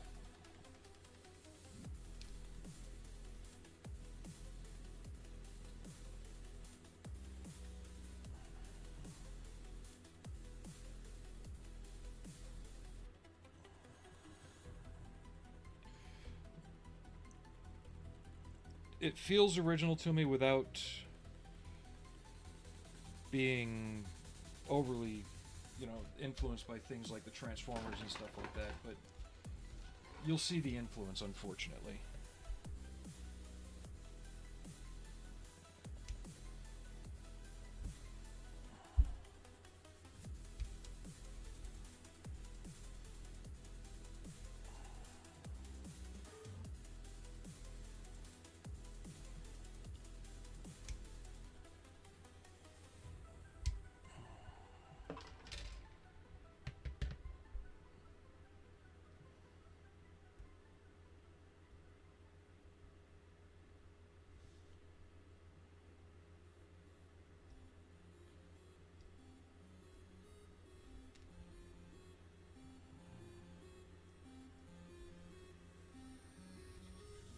But yeah, all of it's really just right.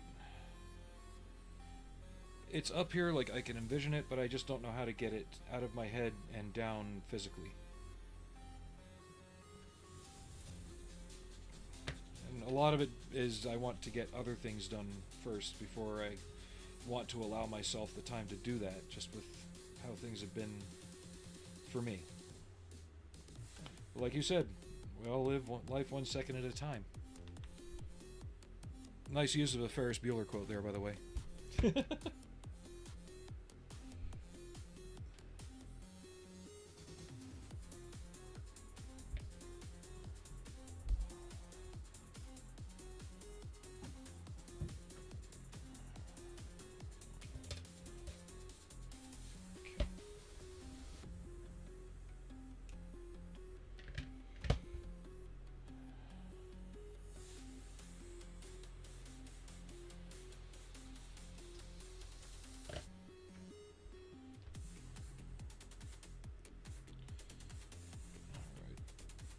Yeah, I'll live with the discoloration on the hands for now.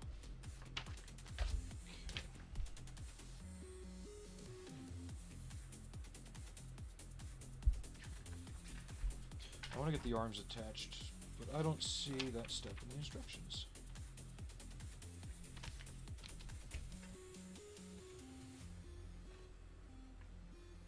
Okay.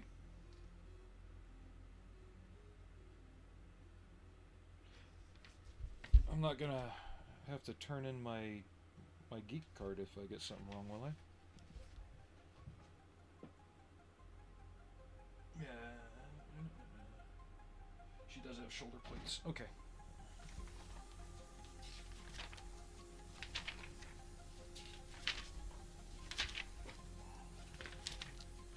car, something from Marvel. There's comics. Oh, nice. Is that back when, like, Megatron still had his black helmet and stuff like that? I know that's why they drew him like that in the Marvel comics and the first pilot cartoon. Not the one that we saw on TV, but the first, like, presentation to the studio. And in all the advertisement, the Megatron always had a black helmet. Then the first episode, it was changed to aluminum or whatever color it's supposed to be. Mm-hmm.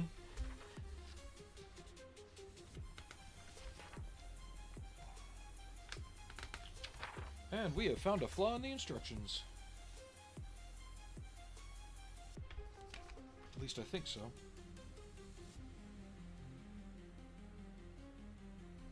Yeah, there's nothing covering the shoulder piece that goes in between there. Okay. Give me a sec.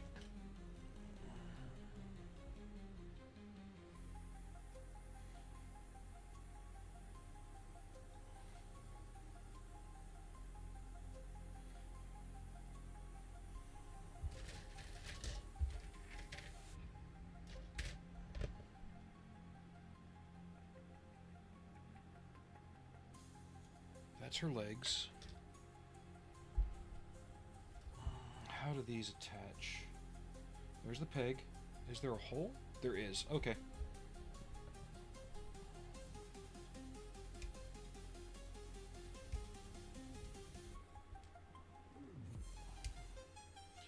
Yeah, the first season, especially like the first half of season 1, was really playing it a lot by ear because they just gotten everything over.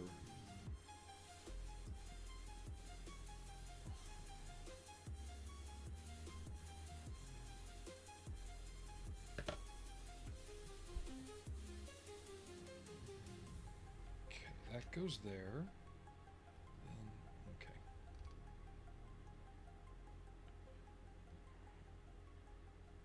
All right, cool.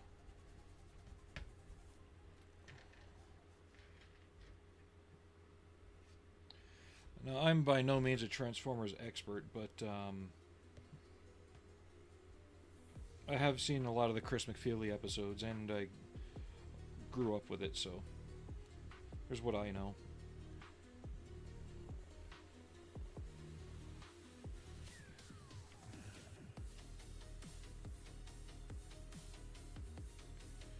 But I'd always noticed that in Optimus Prime, right? To me, it was always weird. He's the one that stood out first besides Megatron. I felt the toy never did Megatron justice.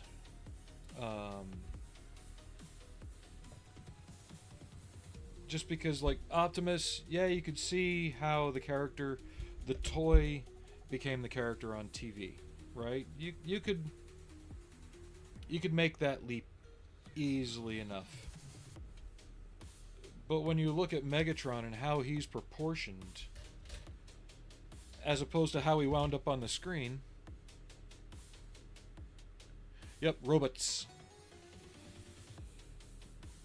I've only heard 2 other people ever say the word robot instead of robot. One is Razor Fist. And the other one was a person I used to work with, which I no longer do. Always sent kind of like a shiver up my spine when they said it. It's like, yeah. It's kind of like when people say both. No, he doesn't. And that kind of carried on with the toy designs for, like, Rodimus and Galvatron and stuff like that. It's like, there was something about the Japanese designed toys that worked until they didn't. They just have more fidelity to them than anything that the American designers came up with to fill in the gaps.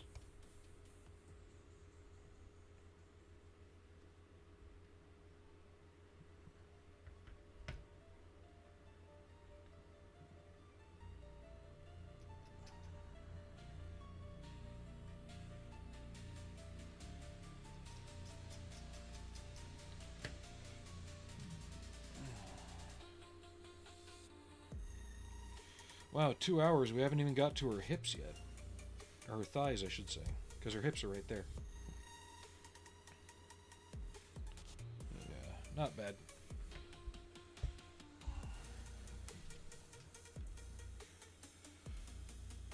T8, U, and T. Okay. So I need U and T. But if you guys don't mind, I am going to take a bit of a move around break, and then we'll be right back.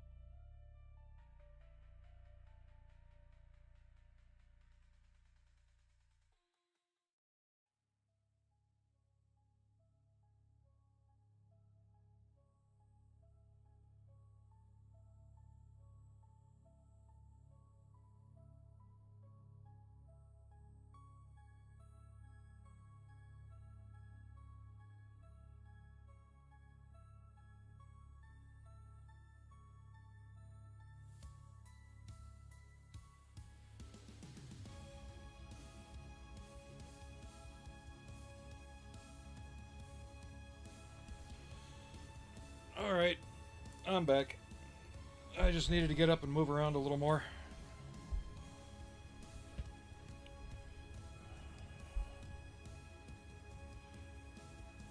I kind of remember those. As in, I remember walking by them. That's about it.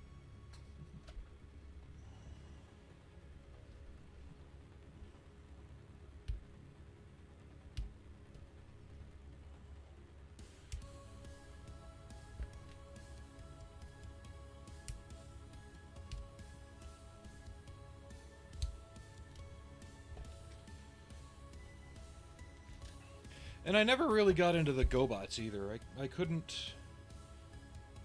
I just couldn't.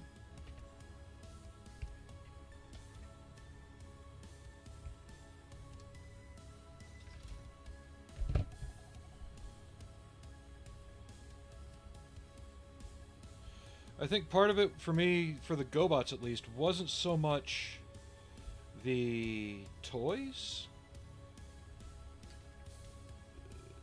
but it was the animation style that put me off wanting to have anything to do with it. Because the Transformers, they all bent and moved at their joints, right?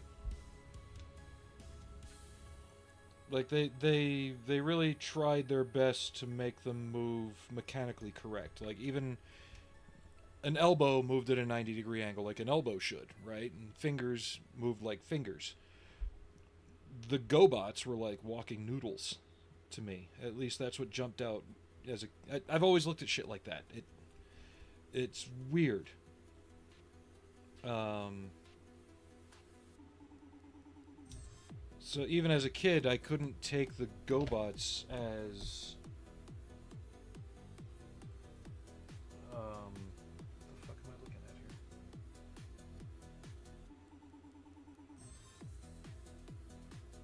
it made me not take the GoBot seriously as a show I'd want to watch as a kid, right?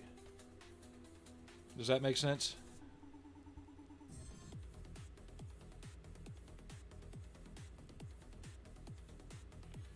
I was too young for those. I was 3.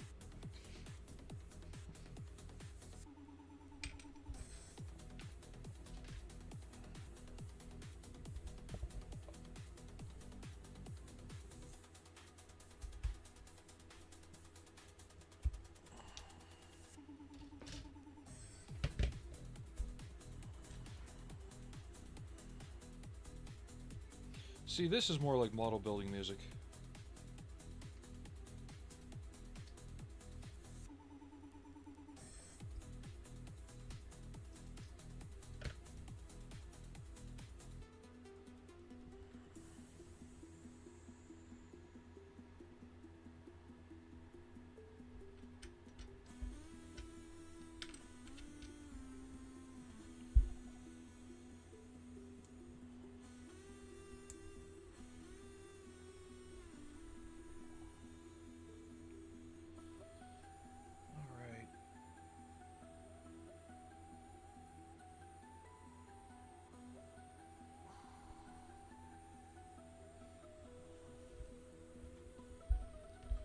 The instructions always have you wait. I like to put the hips and the thighs on while I'm working on the lower legs. It just keeps pieces from being all over the desk.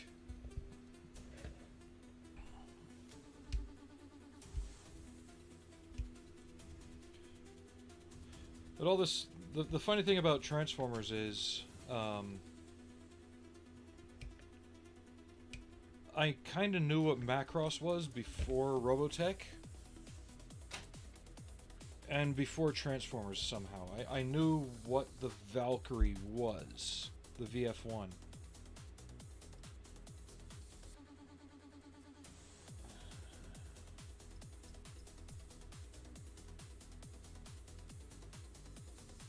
Nice. I've got a model of Robbie to finish up.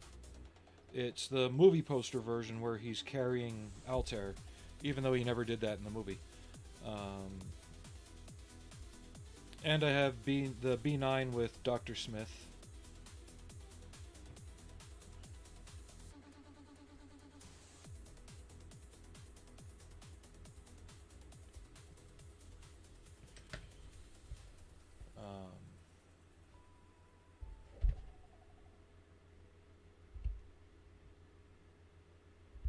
And I also got the, at the time, $20 robot, the Forbidden Planet Robbie from Walmart with all the sound and stuff. Well, Macross wasn't out till 82, but if you think about it, Robotech and Transformers weren't until 84. Robotech was slightly before that, I think. I could be wrong. So when I saw Jetfire / Skyfire in the toy line, I thought it was Macross.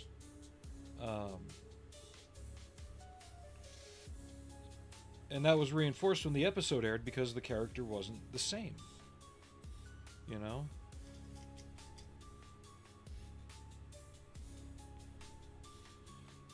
And even back then, before I knew anything about the series outside what the Transformers, other than what had been on the cartoon, I noticed that all the Transformers characters, even the Dinobots, had a little seat in them, a little chair, which told me even then that they were from something else.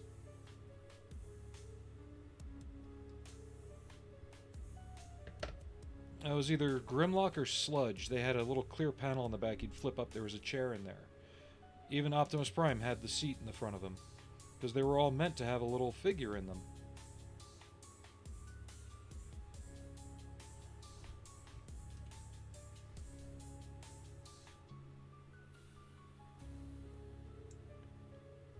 Oh yeah, I remember. That's one of the few memories I've got from pre-1980, was watching that on TV in New Jersey. That's where I'm originally from, a Jersey boy.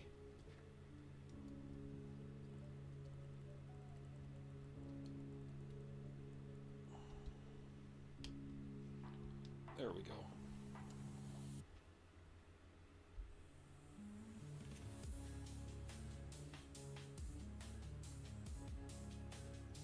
Okay, I need the Y sprue and the Z sprue.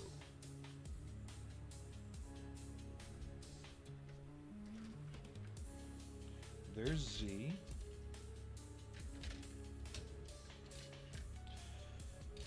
Oh, I was never in that. By the time I was really into anime, it was,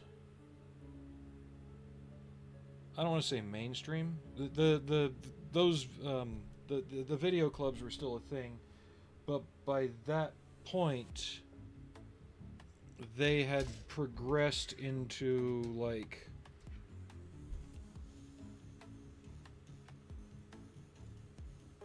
the like there's the anime stores you could go to, or the not so much a comic store, right? They had comic stuff, but they also had, and there was more like a combined pop culture store. This is in the 90s in Phoenix too, so grain of salt, take what you will. But by that point, a lot of the stores were stocking copies of those bootleg VHS tapes that were subtitled.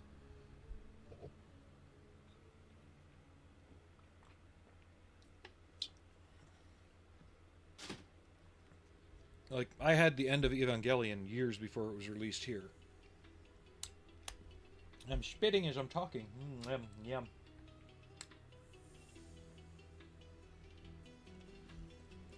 I cannot find the Y sprue.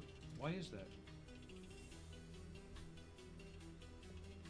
Or is it because I'm just being... There it is. I'm being a moron.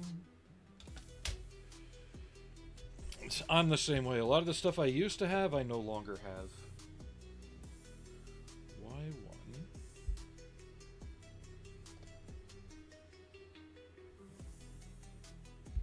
Oh, same thing in Phoenix. There was an anime shop, and it was literally one of those hole-in-the-wall underground shops, because it was...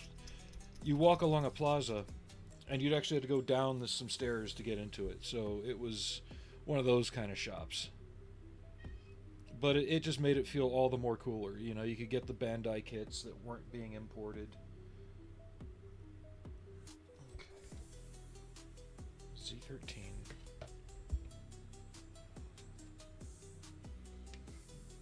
And 12.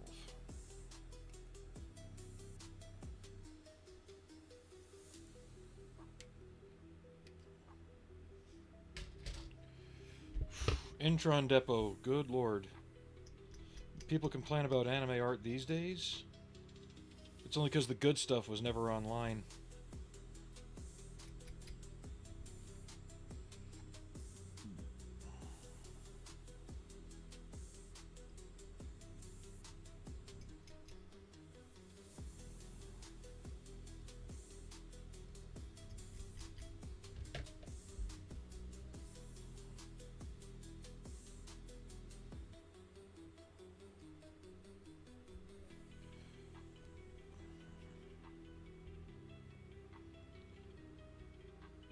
There was a shop like that in Fort Lauderdale.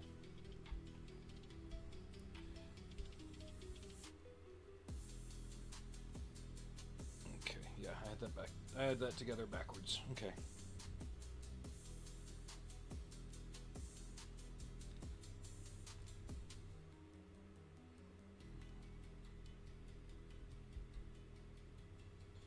But that's back when it was still underground too. Not that you would feel ashamed having it, but just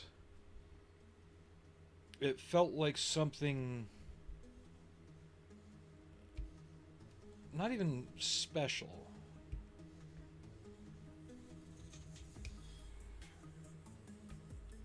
It's hard to describe. You felt you were part of something a little more unique at the time, you know?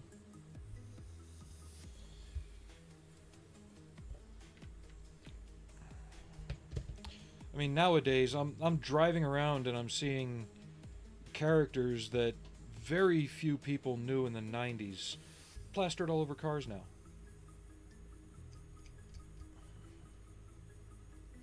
Well, at the time, a lot of the resin kits, we couldn't get them over here because they were Wonderfest Japan exclusives. They had to be bootleg because they were only sold the one day in Japan. And then companies like Elfin would get them and copy them. But yeah, by all means, whenever possible, buy the licensed kit. But especially when it came to the resin garage kit stuff, sometimes you didn't have an option.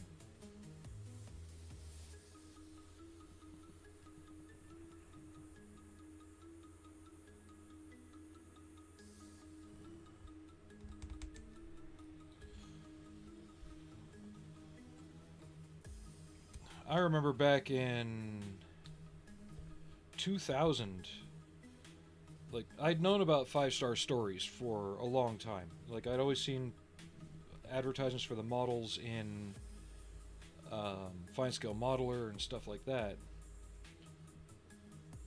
But I actually managed to get the... Hi, Allie. The LED Mirage with the flame and flight unit. I bought another one now, because that one disintegrated moving to England. Allie, I need my instructions. Thank you.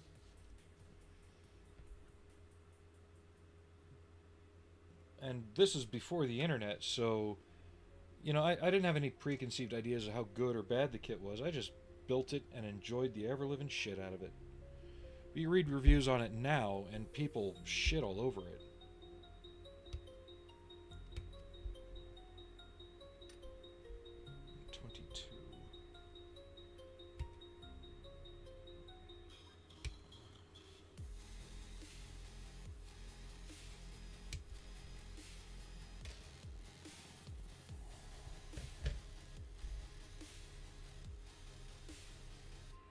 But it was the original Wave kit from back when it was first, the company was first starting up. So they were using some recycled styrene, and the new one that I have still has the same issues, but it looks so much better than the one I built back then.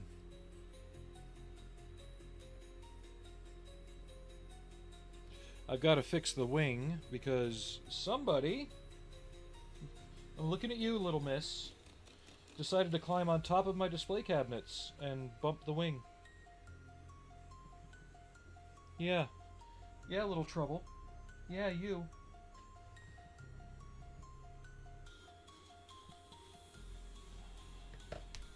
But it happens when you have cats.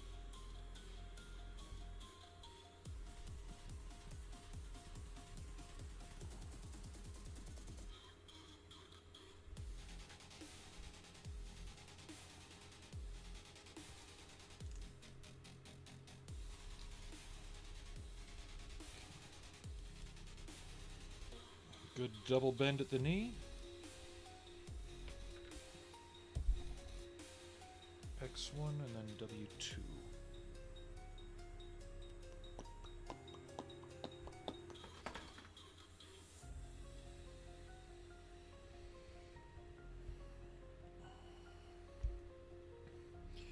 Yeah, Johnny Quest, I don't know, for some reason Hanna-Barbera animation never really worked for me.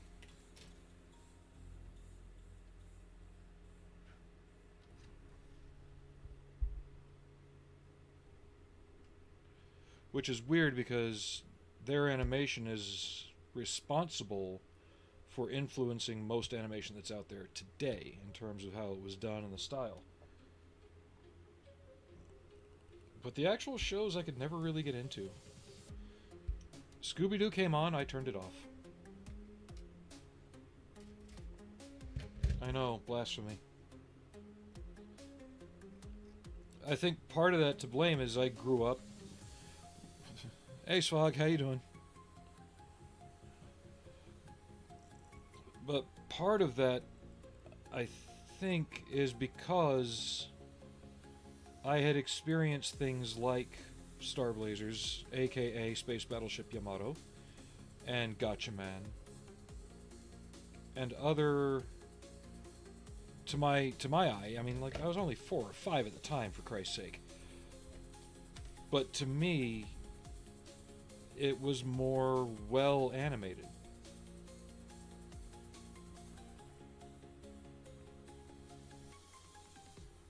I just couldn't get into Scooby-Doo and the rest like that.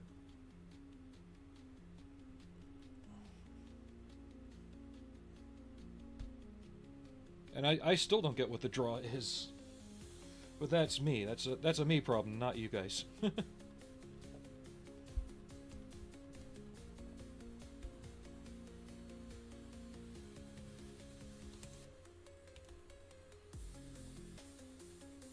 You know, I'd rather watch something like Gandahar or Once Upon a Time Space, and the edited version they put on Nickelodeon way back in the day, before I'd watch a Hanna-Barbera show. W23.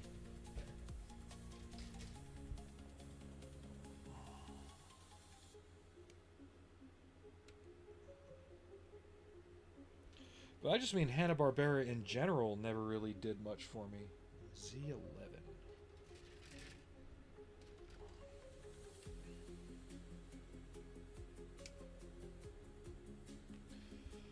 Like Flintstones and Jetsons. You know, people would always... Maybe that's part of it, man. Is just... On some level, like, my little brain, even then, understood that I was seeing something different, right?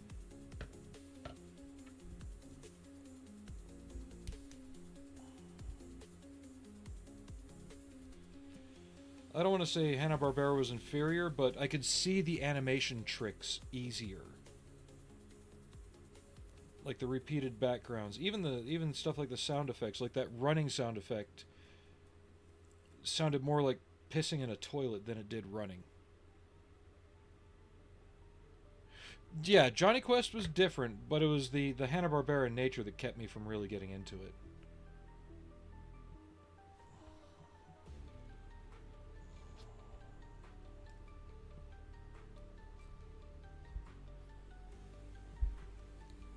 And maybe that's what it was. Is even as a kid, I felt like the cartoons were talking down to me.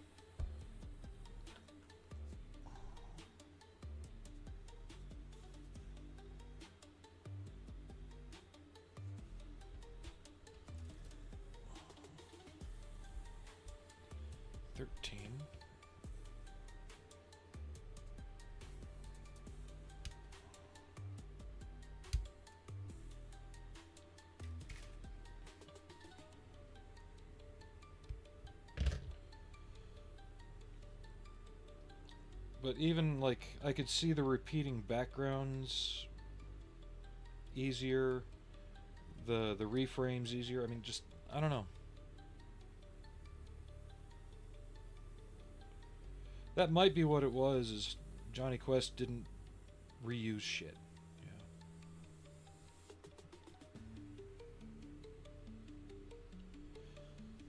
But, like, even the Funimation stuff I couldn't really get into, because I could feel I was watching the same thing over and over again. Be it He-Man or even Star Trek the Animated Series. You could tell they were reusing... They were just recycling entire clips. Okay,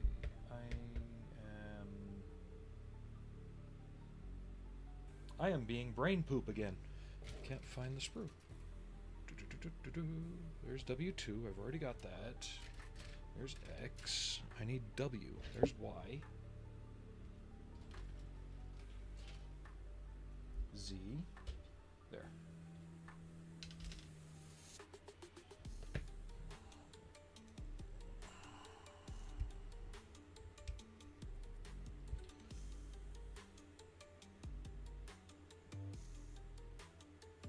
Shit, 17 I needed, not 18. Okay. Put you there for now. And 15. But it was also the style.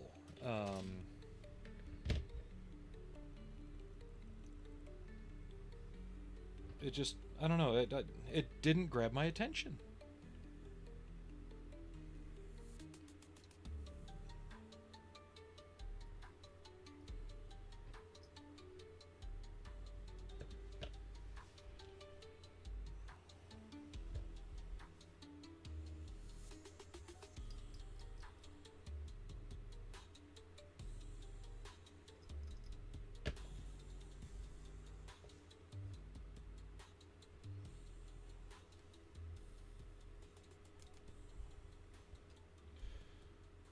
Or maybe it was because by the 80s, Hanna-Barbera really wasn't producing a lot of new stuff.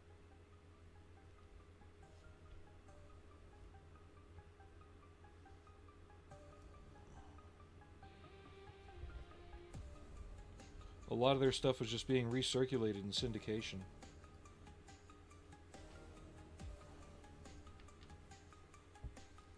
T3, T6.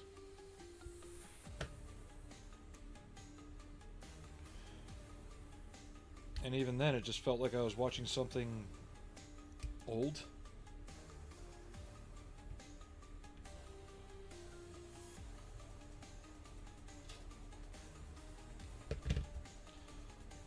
Or maybe I was always a kid that just wanted to do something with his hands, you know, instead of sitting around like I am now. No. Alright, Loston, take it easy. I'll message you later on Instagram.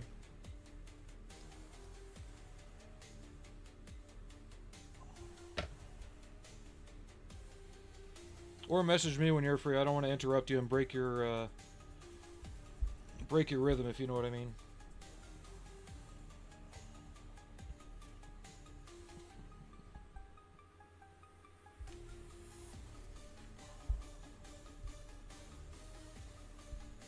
There's that.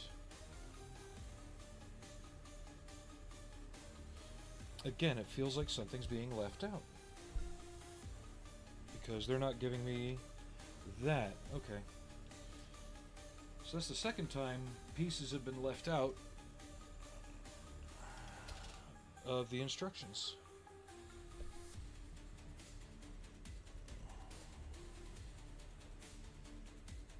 I want to say it's these. Oh, she's got an option for white shoes too. Neat.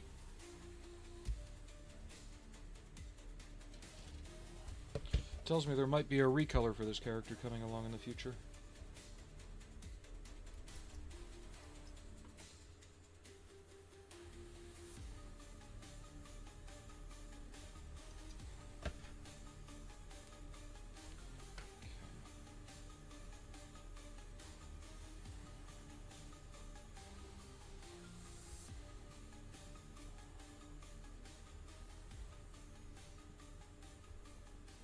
There we go.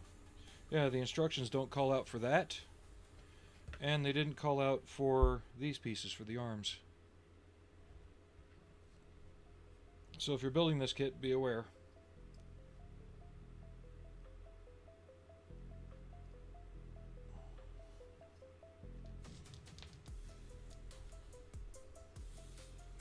There's one.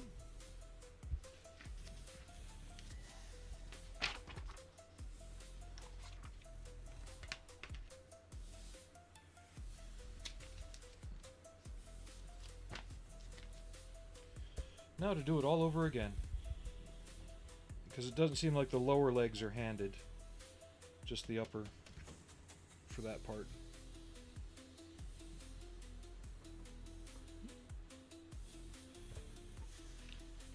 But first, cat break.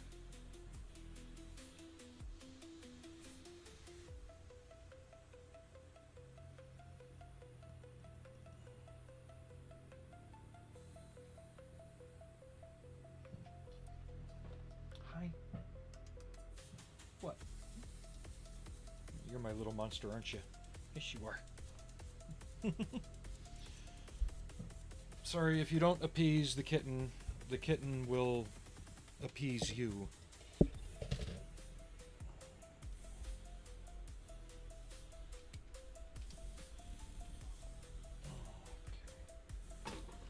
Done with that sprue. Allie, no. We got sprue cuttings and a whole bunch of other stuff. I don't need you getting that all in your fur, okay? Keep trying to get in front of the camera and I'll have to put you down on the ground. No. You almost sent the box off. Yeah, stop it. Desk cat. Yeah, you never learned how to chair cat. Come on. I'm gonna have to get you on the on the floor then. Come here, girl. Come on. Oh, I'm sorry, girl. I know. Yeah. Down you go.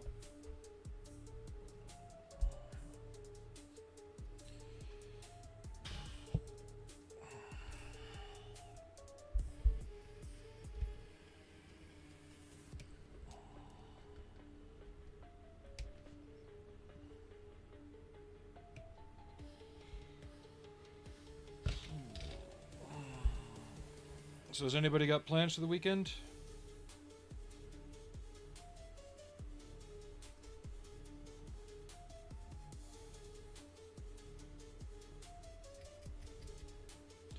I'll be working.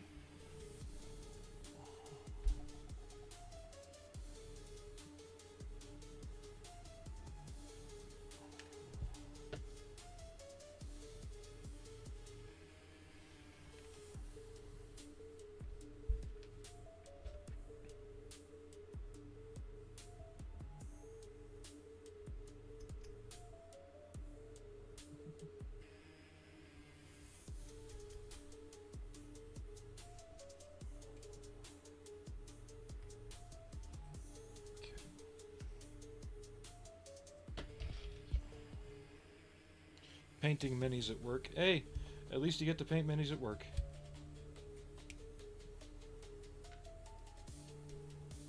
I haven't been able to do that since I was deployed.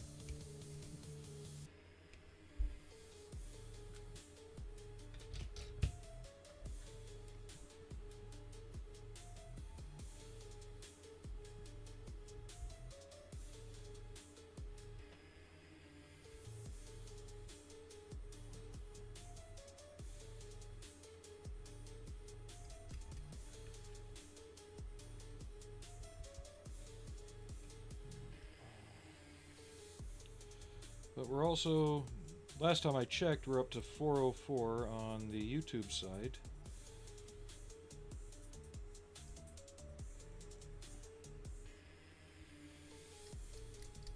Be cool if we could break 1,000 by Christmas, but I doubt that'll happen. Growth is slow.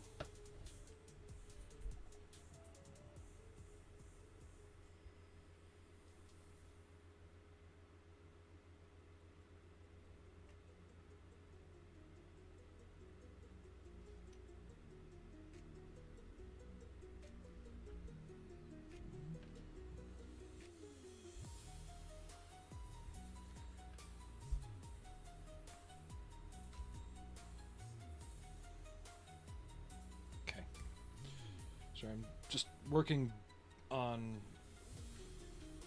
reversed parts. I'm making sure that they still line up the right way.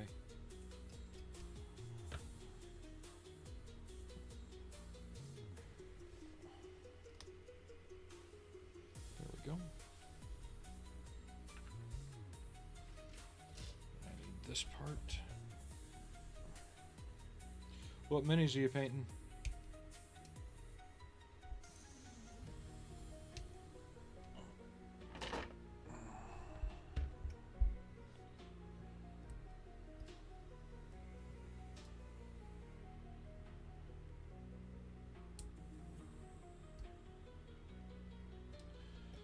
I wish I could get my hands on the Forge World broadside prototype from back in the early 2000s for the Tau.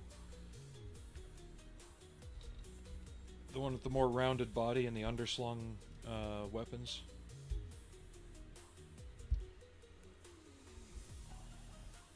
Or if somebody would honestly bootleg it, since I don't think Forge World offers it anymore. I could print it the Forge World resin was always kind of rubbery and would always warp on the thinner stuff.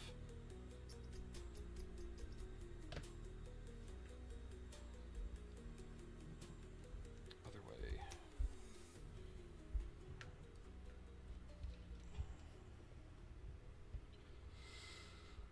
Whew, excuse me.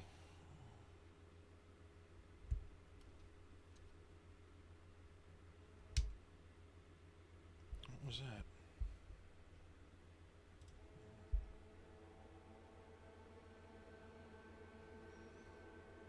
Let's find something else. Here we go. Let's try this one.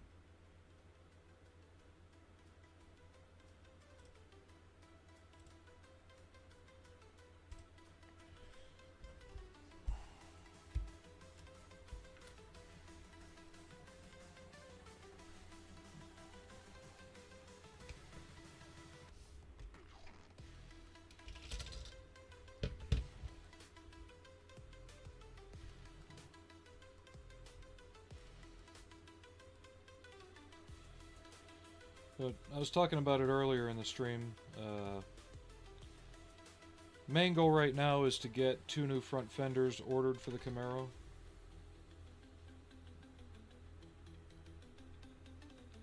That way I can get them installed. They're going to be a chunk of change.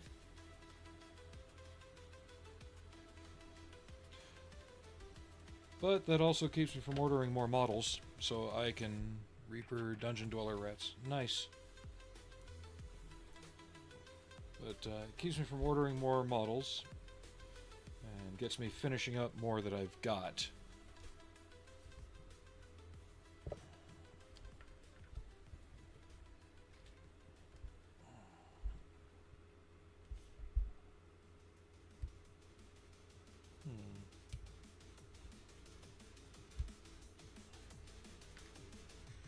Let me see something.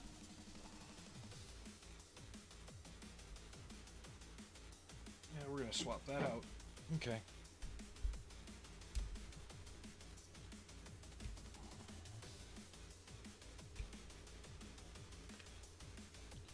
Because I didn't realize it, here's more ankle guards.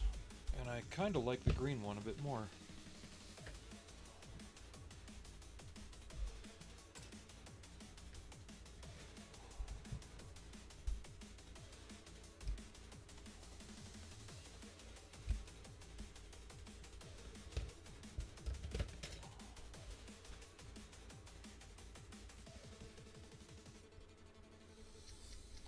I just find it odd that Aoshima's missed that many parts in the instructions. Usually they're very good at being comprehensive like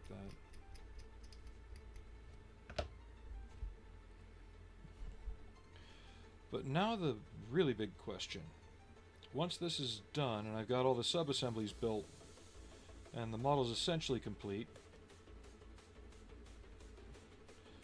do I take it back apart and paint it?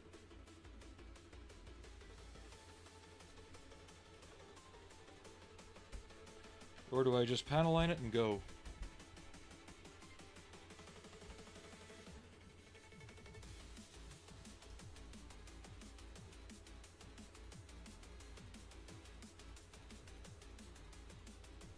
Part of me is saying just line it and go.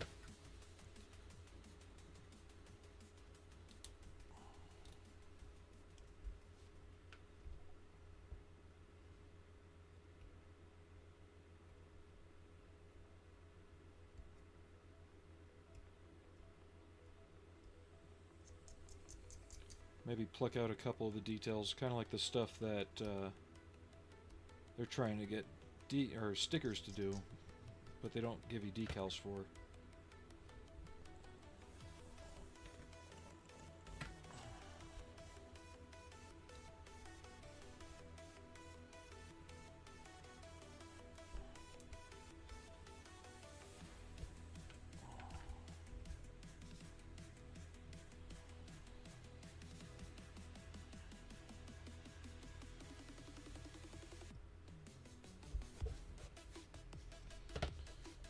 We might only get through making her today, And I'll save the rest of the build for Monday for the actual mech. Because we're coming up on the 3-hour mark here shortly. We might get a start on the mech. But I definitely want to get her finished.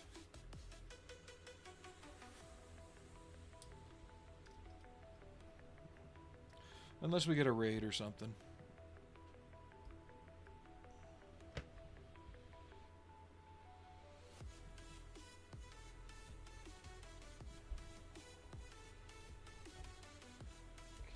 Heal part.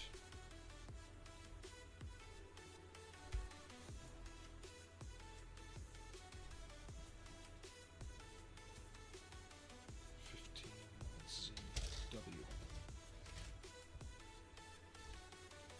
There we go.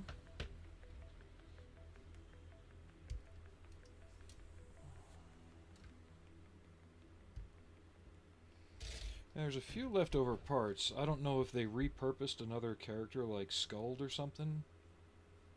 Because they've done a few other VF girls with different variations on the Frontier and Macross Delta characters.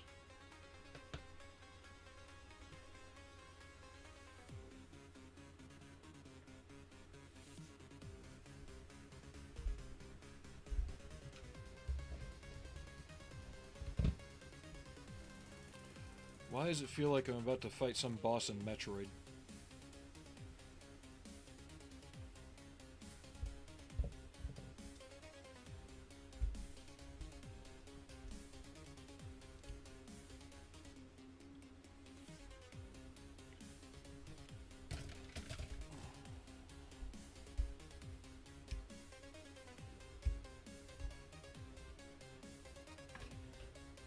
For right now, I don't know what part number 7 is supposed to do.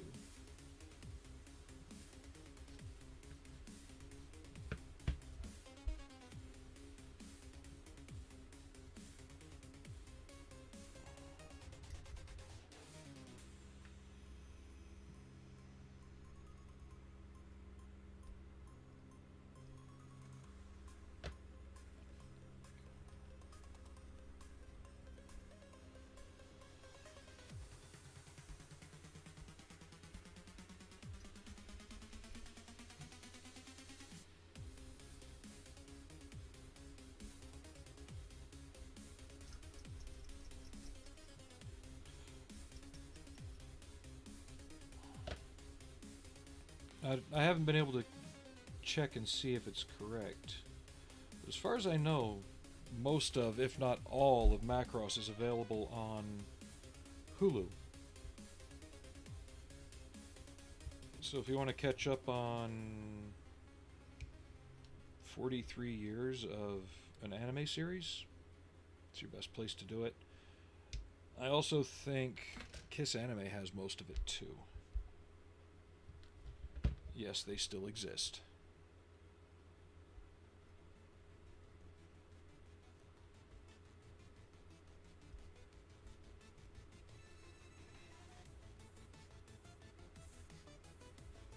It's a good series. The hardest one to get through for me was Macross 7. But overall, they're pretty good and pretty consistent. Not always dealing directly with characters from the previous series, but events. Allie, we're not doing this again, are we?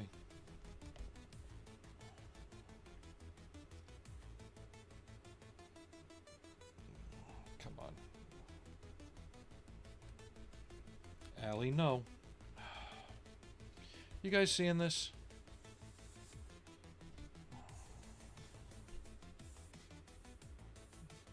Are you jealous there's a cat girl on my desk and you're the girl cat?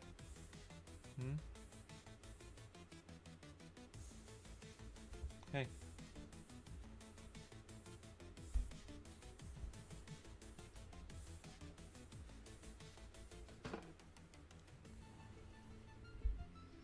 Is there anything else I can do for you?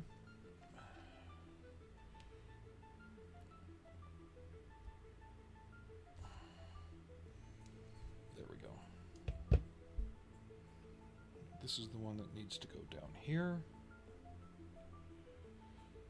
I had it right the first time. And then you go there. You're backwards. Okay. Now we got things straightened out.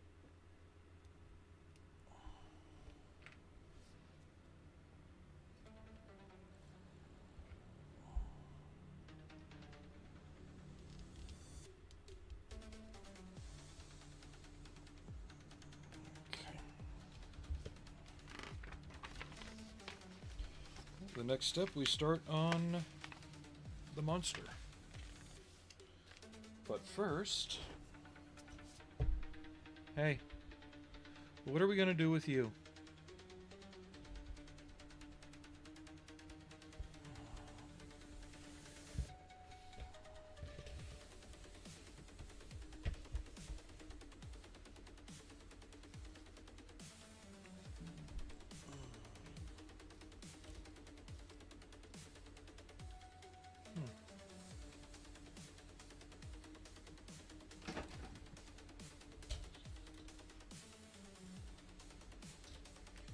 Getting the feeling there's other parts or other things I could make, but they don't deal with this one. Yeah, these are from Ranka.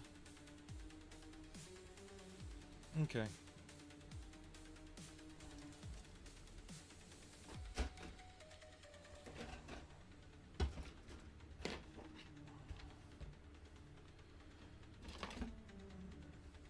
So, Allie... You're being a pain. Let me look at something here.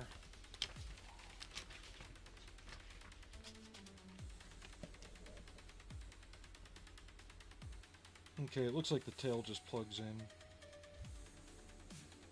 Alright.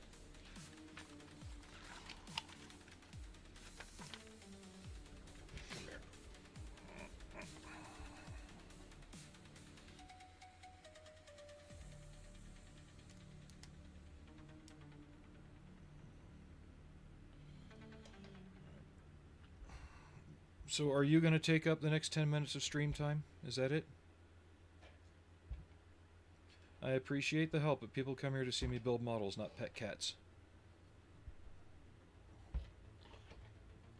Especially highly destructive 2-year-old cats. Yeah. Yeah, you.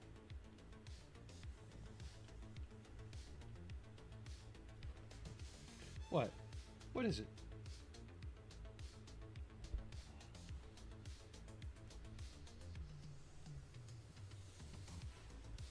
What do you guys want to see more of? Cats or model building? We can do both. Yeah, we can.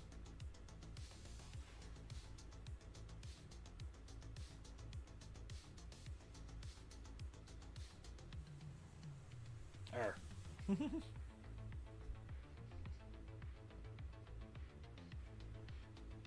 Good girl. I need you to get down, though.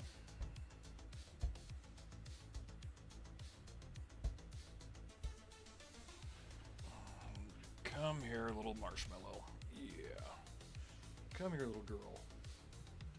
I know. You just want to be the center of attention. Yeah, you want my attentions.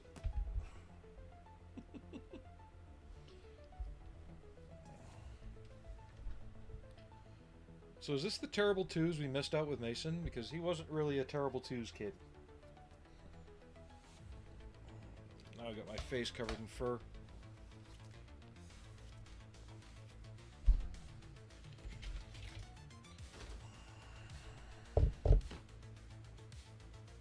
Can we get down, please?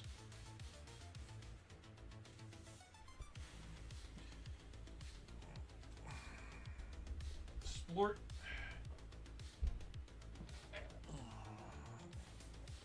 Okay. Let's at least get familiarized with these sprues.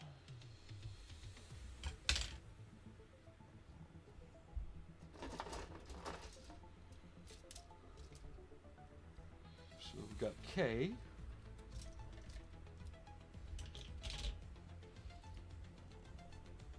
K2.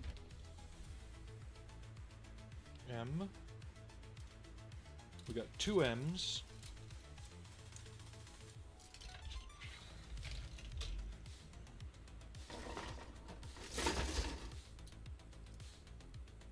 L2 and L.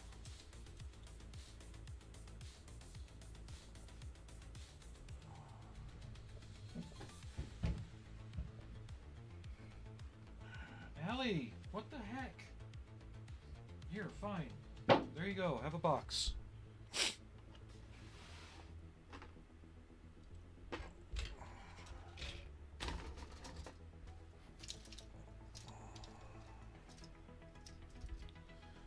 we're gonna have 2 F sprues. D, E, and A.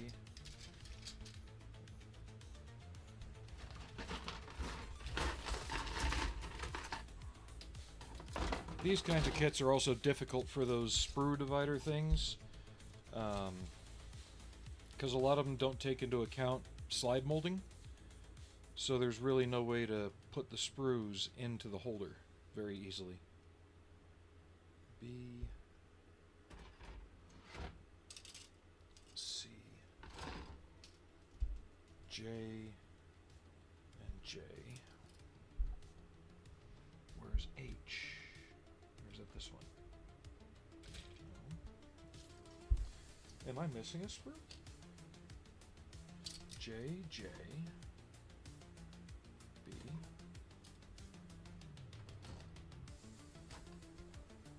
C, or is it part of another sprue? D,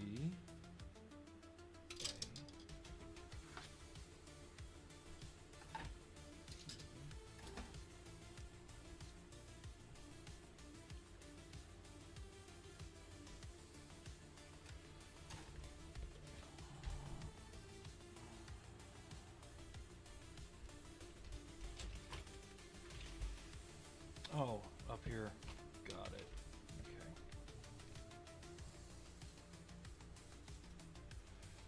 Alright.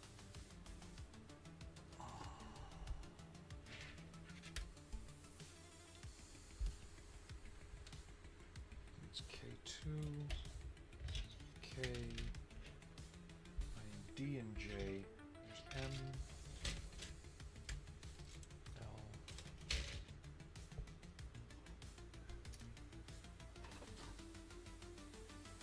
there's J.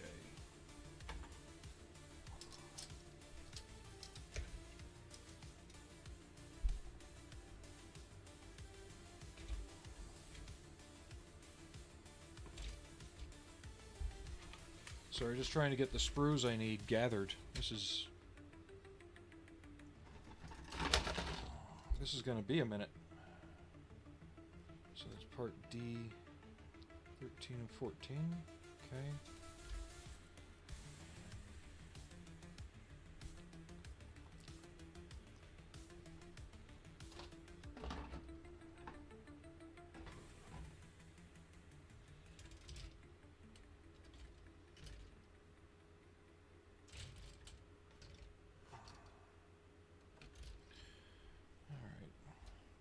Seeing as how we're at the 3-minute mark or 3-hour mark, pretty much, I'm probably going to call it a stream for the day. We will continue on this on Monday. I got to organize some things if I want to do that anyway. This is going to be a bit more involved than I thought, and I've built some involved things before. But I'll get things organized somehow so that way I know what's where. I might try and make the box into an organizer of some sort that can incorporate these larger bits. We'll get to it though. So, thanks everybody for watching. And I will be back on again on Monday, probably around the same time. So take